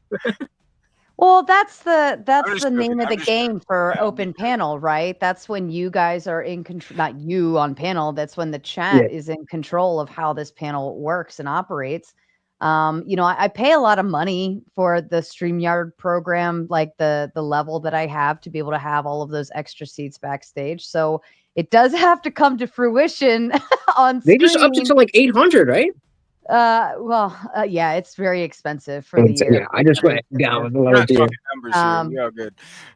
But in any event, that's kind of the open panels obviously do way better in donos than the regular debates do. But I'm glad that the chatters can kind of have their way and have their say and fuck with you guys while you're up. It makes it harder, right? Especially for people like Ryan, it makes them harder. And then it's like you got to find friends who do want to keep you on stage, and there's incentive to bring your friends over, so it works. I get that. I think it's a great model because the more serious debate show probably gets more viewers for the open panel show. Then that becomes the money maker. Sometimes I've had very small content creators run higher numbers than even Andrew Wilson being here. So, we've. Well, it just depends. Andrew Wilson's fans are broke, so. Yeah, I mean, I don't even have 1,000 subs, and like I think I bring like huge amount of money to this channel. Frankly, Ryan does great.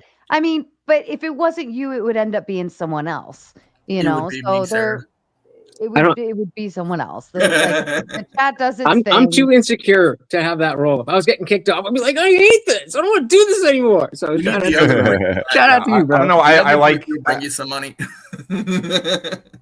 I don't mind. I do other stuff like when I'm in the back, I can like go work on shit, and so I just kind of chill up here. And I like being involved in the conversation, and I like promoting myself as well. And to that, the point where you were like, oh, come onto my channel and stuff. Like, I think that's going to be something that people are increasingly trying to do because they see what's happening right now, where I'm getting booted on and on and off, and they want some of that action. And to be honest, they want to hear what they're missing. Yeah. I will say you gotta give me a good involved. case for why I should come on your channel, and maybe you can come do that over at my channel, youtube.com/radicalcoder. But yeah, I know RTP's gone. He just left, but props to him. He did shameless plug. 2+ hours in the debate section and like 2+ hours in the gauntlet. And I mean, he did. It's been almost 6 hours. Somebody's. I think. Anybody else have any reason why Kamala would actually make things better than they are right now? Yeah, so I think that Kamala Harris would not have done this big, beautiful bill thing where they cut 10% of Medicaid over the next 10 years. I think that was a bad idea. It's going to kick a lot of people off their Medicaid. Even if you think that's a good thing because you think those work requirements are good, you're still necessarily going to remove people who can't meet those requirements. So I think that's a bad thing. I don't think Kamala Ryan, just FYI, as far as I could be entirely like a little bit off on this one, a little tiny bit, but as far as I understand, every single state in the union, the largest line item for every single state's budget is Medicaid. Okay, so because it provides a lot of stuff. Yeah. This super chat came in on your end, I believe. Yes, we get every donation comes with a treat for Morty. Thank you so very, very much. I love that. And that's also another benefit here is if you're plugged in, if you're dual streaming and synced into the StreamYard, your people too can boot from other people's shows, whoever's tapped in. So you have to be completely synced in. I have to be able to bring it up. But and you know how this actually started? I'm working on it. Do you want to know how this started? I was hosting a random open panel one night and somebody asked me from the chat, they're like, Sarah, can we pay to boot that person? And I was like, yeah, okay. And then it turned into a thing. And thus began the grift of booting people. Yeah, you mentioned grift. There's been a couple people on my channel that's like, it's a grift. And I'm like, well, I mean, she's owning it. So, Yeah, but you're getting a service for your money, right? Like you pay to boot someone. Right. Well, not only that, it's kind of. It's not like you're using dishonesty. Now, I believe that a grift requires dishonesty. I think that for it to be a grift, you have to tell somebody, I'm going to do X, Y, or Z, and you not provide X, Y, or Z, whatever X, Y, or Z was. That's just I think that in these spheres we kind of use the word grift a little bit like ironically, like it's I mean there are surely some people who are actually grifting who do that, but I think generally when like Sarah, even Andrew, for all of his faults, I think he's generally sincere about his like political beliefs and stuff. So I don't think he's grifting. I think it gets thrown around a lot because sometimes the Overton window has been stretched so much that like someone will have a crazy idea and be like, is that real? Or and you Or really is can't it tell. fantasy? It's just Crossing a business. landmine to escape from reality. Sometimes you have to smash a few tomatoes to get some seeds. There you go. There you go. I don't know. I think it's fun. Everybody has fun with it, and it also keeps the backstage shuffling through because if I sit here and wait for somebody to just leave, then anyone backstage can't be brought up. So it's a good incentive to to be able to maneuver people around, and the panel just constantly shifts, and then people come in, with smoke, or some people come in and sit quietly. And it keeps it fresh and it keeps the entertainment high. I'll be Kudos honest. to you. I anticipate when I started, I wanted to do a panel show, and then it just not for me. Not for me. I like having my own domain. I can say what I want when I want, when everybody else has got to listen to me. It's very dangerous if you think about it. I mean, I have to be careful with I don't know some of these people. I've never seen them. I mean, You got Indian people that want to Jesus- dox you and swat you and all kinds of stuff. or Don't let out sue too much you, personal information. or sue Yes, you. you do. Indian Jesus. Oh I yeah, met and then sue you and then show up in the back chat. Yeah, I met you at DebateCon, right? But Yep. had you shown up randomly prior to that, I would have never known you. But I have to hope and trust that you're going to come on and not say slurs or things that'll get me shut down, right? So it's a very risky position to be in an open panel mode. But I hope it continues, and I hope everyone keeps it, flowing and enjoys it. I think I do an all right job at managing panels, but it is also not meant for everyone. I get it. It's a fucking headache. I go to bed with a headache every fucking night. But now you have to admit, Sarah, that sometimes you get happy that somebody kicks somebody off, and you're like, oh yeah, I don't get to be the mean guy. The guys in the chat get to be the mean. Exactly. So I still keep my hands clean. The chat is the one that is guilty of kicking and booting people to the back. The So chat's savages. I'll personally be the first to say I found your channel because I'm a one of Indian Jesus's loyal fans, and I came on here, and then I hopped off for like 5 seconds, and then someone immediately, it was Saint immediately super chatted me out for like $10. I was like, what the fuck? I said nothing. Yeah, it'd be like that. Saint is savage. Yeah. well, the best part with that, when you get booted out, you go to the back of the line again. I know. Trust me. I know. I've been waiting. He's like, I know. Yeah. Well, You you get answered to my break. DM. I was going to super chat you to get up there, but I didn't know if you're still back there. Yeah. You have a series of questions that you ask when you interview people, and it's about empathy in our society. And I was wondering if maybe one day I could get a little stab at answering those questions. You know, you go through ought we have empathy, or ought we make a more empathetic society. I'll probably give you a little clip of the exact comment I'm talking about if you don't remember exactly what I'm talking about, but you've said it a couple of times, and I kind of like that little mind game. Who are you talking to? Sarah? You, Sarah? Sarah, yeah. Me?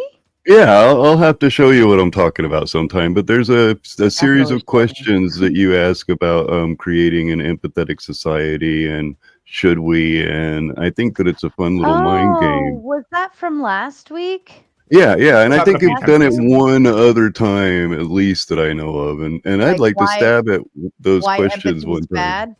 Yeah. It Yeah. is very bad. Kinda Think gay. about it. The weakest link. I mean, empathy can be great to a degree in terms of in short, if somebody's injured or sick and it's manageable, like every time a man gets a man cold, us ladies, we have to be incredibly empathetic and, oh my God, you're dying because you have the sniffles. Ugh. But, That's the worst thing ever, Sarah. Please don't discount that. but Dudes getting the here's- sniffles is literally hell. But if I give out empathy to people who don't even they don't even want to do things for themselves, or they don't even want to they're the weakest link. You know what I mean? And I'm empathetic to the cause. I'm like, oh, poor you. And they're not doing anything about like, or even all worse, I'm Sarah, doing is people Can't help people who won't help who would themselves. weaponize that empathy that you do have against you. I think and, those are the and let me tell worst you ones. something about the YouTube streets, okay? Do In not these streets. mistake my kindness for weakness, because I've had a lot of people try to tap into my kindness and open door policy and end up learning the hard way how I'm not being kind. I'm Right. being civil and cordial to everyone and have an open door policy. It doesn't always mean that I'm empathetic, but they try to assume I am, and that's not my stance. Not my stance at all. I just happen to be incredibly nice to people. But that's a lot of people try to weaponize that. I personally will be the first to say I think men, as much as we try to act like we're all macho, when we get sick or we get the sniffles, we're kind of pussies. I'll be the first to say, like, when a man gets a cold, he's like, I'm Didn't I out for say 2 that? days. Versus when women get a cold, they're just like back on the track. But to say what you're saying, empathy on a small scale is very important. Where you're talking about like empathy to people you know or to people you trust is very important. But when you try to extrapolate empathy to society, it doesn't work. We can't be empathetic to everyone. Well, I mean, I think sometimes empathy can just be like a practical thing. Like, I mean, you don't always have to frame it as empathy, but like the fact that I think it's useful to have empathy for people who are in really bad situations, like just as a practical manner, because I think it's annoying to walk down the street and be surrounded by homeless people. Like, I've lived in a lot of downtown areas. I've been around a lot of homeless people. It sucks. It is a miserable experience, not just for them, obviously for them, but also for me having to walk by them, right? It's selfishly, it's annoying. Like, I don't want to deal with people starving in the street. I don't want to step over dead fucking bodies, right? Like, so I think that having empathy and having the practical, hang on, I'm almost done. And having like a practical concern about not wanting to deal with these with like a collapsing society because like of whatever moral failing we might think that people have that is why they're not taking care of themselves. I think that we can kind of investigate that issue at a broader scale, and it doesn't have to be like a framed as a weakness. I think it can be a societal strength, really. I also think that we need empathy as a tool in our society. We don't want to overwhelm our society with empathy as far as it's a functional thing that we need. And without it, if we remove it entirely, then we end up like creating a society let's remove it. That's a society without empathy. Would you want your rulers not to have empathy for you? We're not talking about ruling. Would you like your government, the only government that can form from a non-empathetic society? Hold on. I watched this little docu thing-ish about she was actually a social media influencer, probably like a little TikTok-y thing or whatever.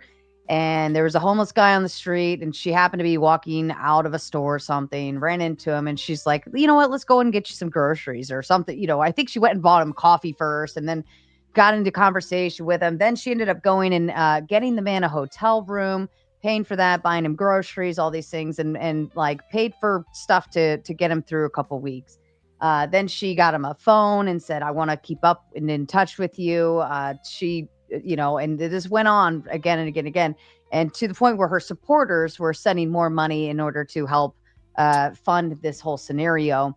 Then even hotels got involved, and they were, sponsoring and giving him a room for free for a little bit. And it got to a point where like the guy, this homeless man, ended up like stopped taking phone calls from the girl. Wasn't he was supposed to go out and get his license and do all this stuff. She went through all of this work to get him his birth certificate and got through all this stuff to help him, and he wouldn't go get his, he wouldn't do all of these things that would have been more productive for him to do so, all because she was so empathetic to buy him a coffee, but then let that keep going and going and going and going, all to lead to the same exact thing, and for him to end up exactly where she found him. Empathy is the greatest weakness you could ever have, especially if you extend it to people you don't know. Empathy would be like if my daughter came to me crying and upset because somebody hurt her feelings, and I need to be empathetic in the moment and make sure, even though one part of you just wants to be like, put your big girl pants on, welcome to the big world, But the other part of you is like, no, that's not what she needs right now, because I've been in a situation like this before. I understand how it feels. Like sometimes you just got to let people cry it out. But when you extend empathy to supplementing for people, to giving handouts, to like changing your whole like governmental structure around to accommodate people because we want to feel bad for them, that's when you end up that's when you say, here's to all the weakest links, let me just change everything around so that you now look better than what you did, even though you're still in the same shitty position that that's you what were I to begin mean. with. Now on that, I absolutely. That's what I mean from like large scale to small scale. Like on like a social small scale level, you want to be empathetic to your friends, family, people around you. It's good to be empathetic to help people, but once it's stretched out to a large scale level, too much.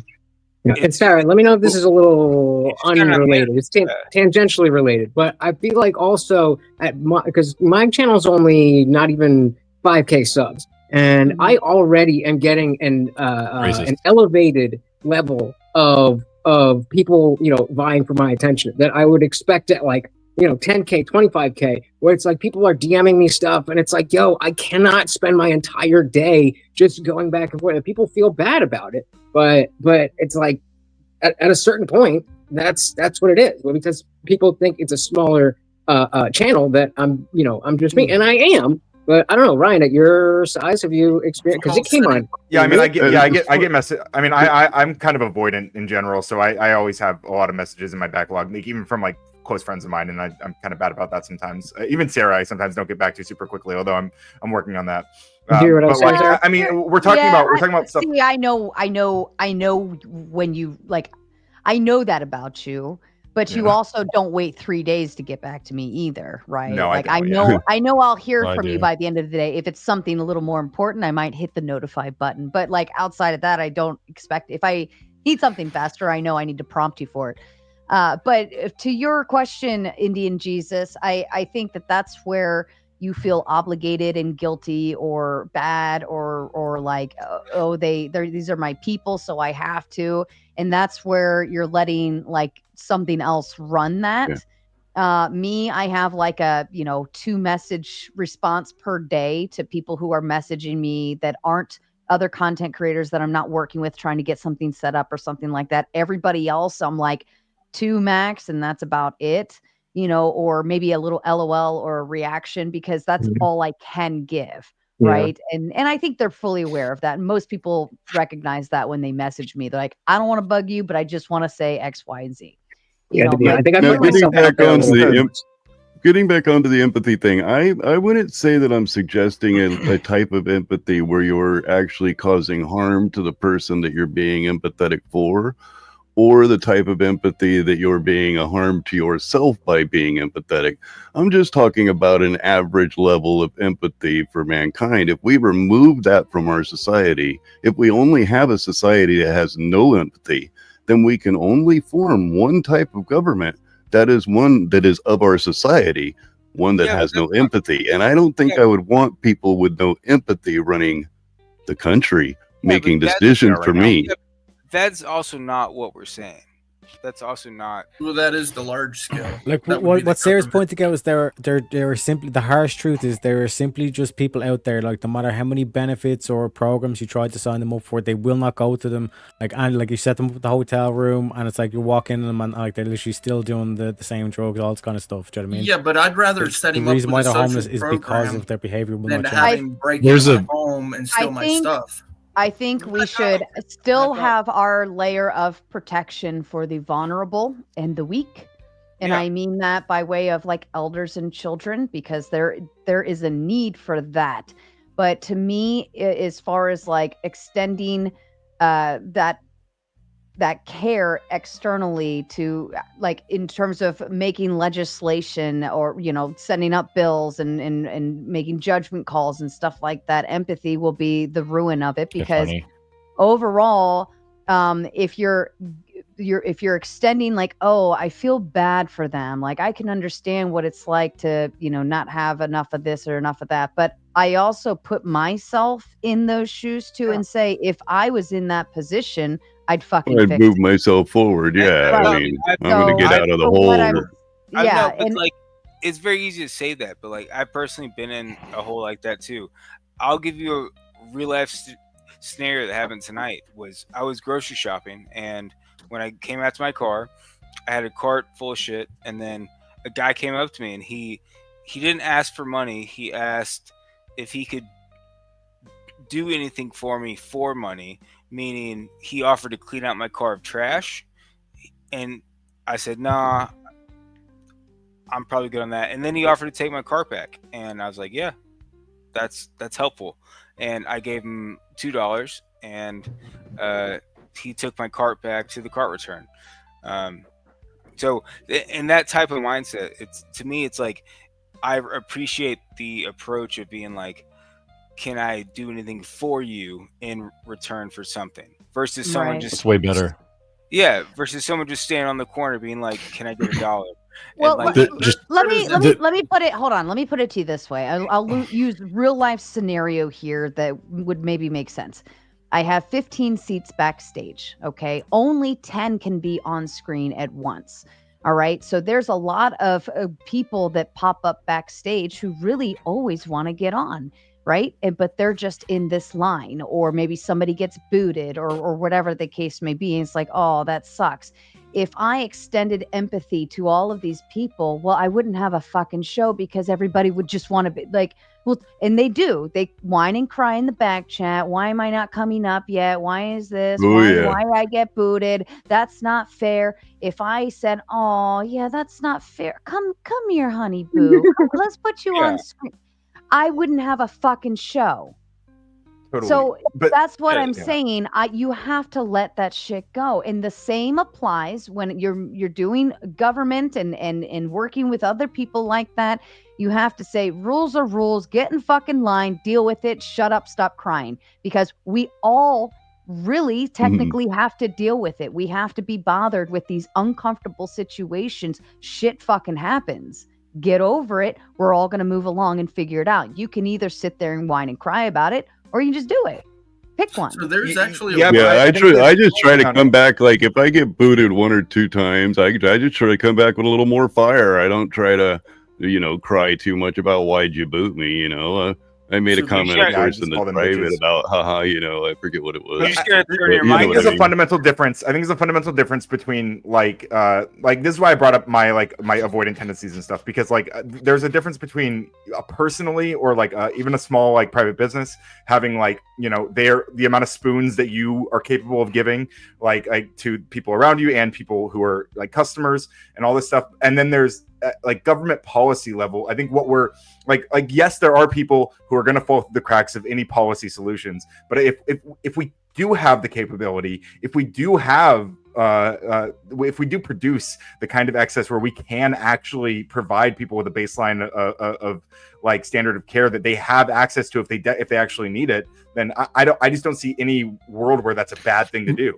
Ryan, Ryan, of course, there's always going to be people who take advantage of it, but there's going to be way more people. Ryan, we are in debt. Fuck situation. Sorry, guys, I didn't mean to finish my sentence while you were talking. Ryan, we are all in debt. It's not a wealth. It's not an abundance. It's not. We don't have our own masks on before we're trying to put the mask on somebody else in the airplane right now. What are you talking about? I'm not in debt. The entire United States is in debt. No, I'm not. No, that's. You owe. United States debt is not the same. Everybody in the United States owes. Again, these are very different concepts. Hold on. We're not talking about personalized. We're living on debt. Yeah, you're living on debt, not me. No, me personally, but the entire country is. But still, actually, I wanted to say this. Rumple, when are you going to get a new mic? It's killing me. Yes. You need to do a fundraiser. It's just every time you talk, your voice. It's so loud, but it's not clear. Well, hang on. Let me adjust things a little bit. No, my mic is great. This is a beat up Shure 58 from the 90s. This is a Pinnacle. Hang on. I promise. I got a rock band. Whatever money you spent on that thing. Test 1 2. How's that? Is that better? No. It's still hot and fiery. on my stream and everywhere else, it sounds great. I'll look into if it's. Yes, am I really gotta sounding bad on run. your I gotta stream? take Morty out before he poops in my bed or my room or something. But thank you so much for having me, guys. Definitely check out. I know we stream at the same time. Notice. But every Monday, Wednesday, Friday, 8 p.m. Eastern, the Indian Jesus official. Thank you so very, very much, guys. You have Indian Jesus, link yourself in the back so I can find you, please. The Before you Indian leave. Jesus. Take care. No, Sarah, I just heard myself, and yeah, that's bad. I'm not sure what's going on there. I just changed some settings. So I'm not sure. I'll figure it out. One thing, Ryan. So there's a word for what you guys are actually started to say describing. people It's called enabling, right? No, no, so no. you're saying empathy, but when you go to the point of enabling, you have empathy. That's fine.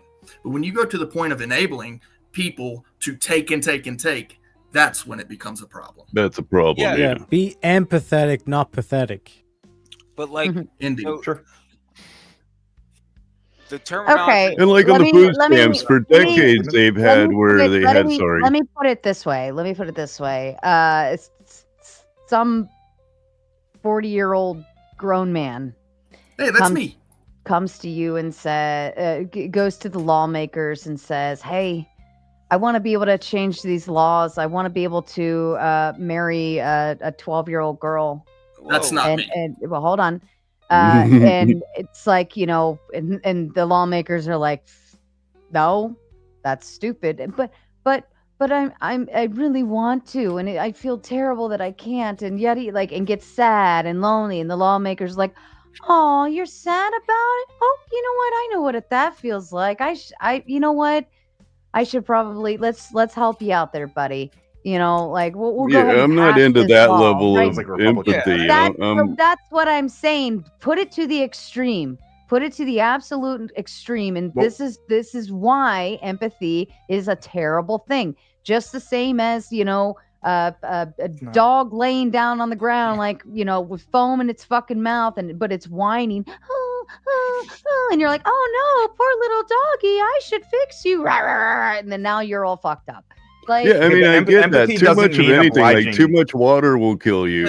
So I don't want way too much. Well, that's called hyponatremia, and it's lack of electrolytes. The water doesn't mean obliging every demand. Like it's just they're not. Water doesn't kill you. I mean, I don't agree. I think with that. I think that example, Sarah.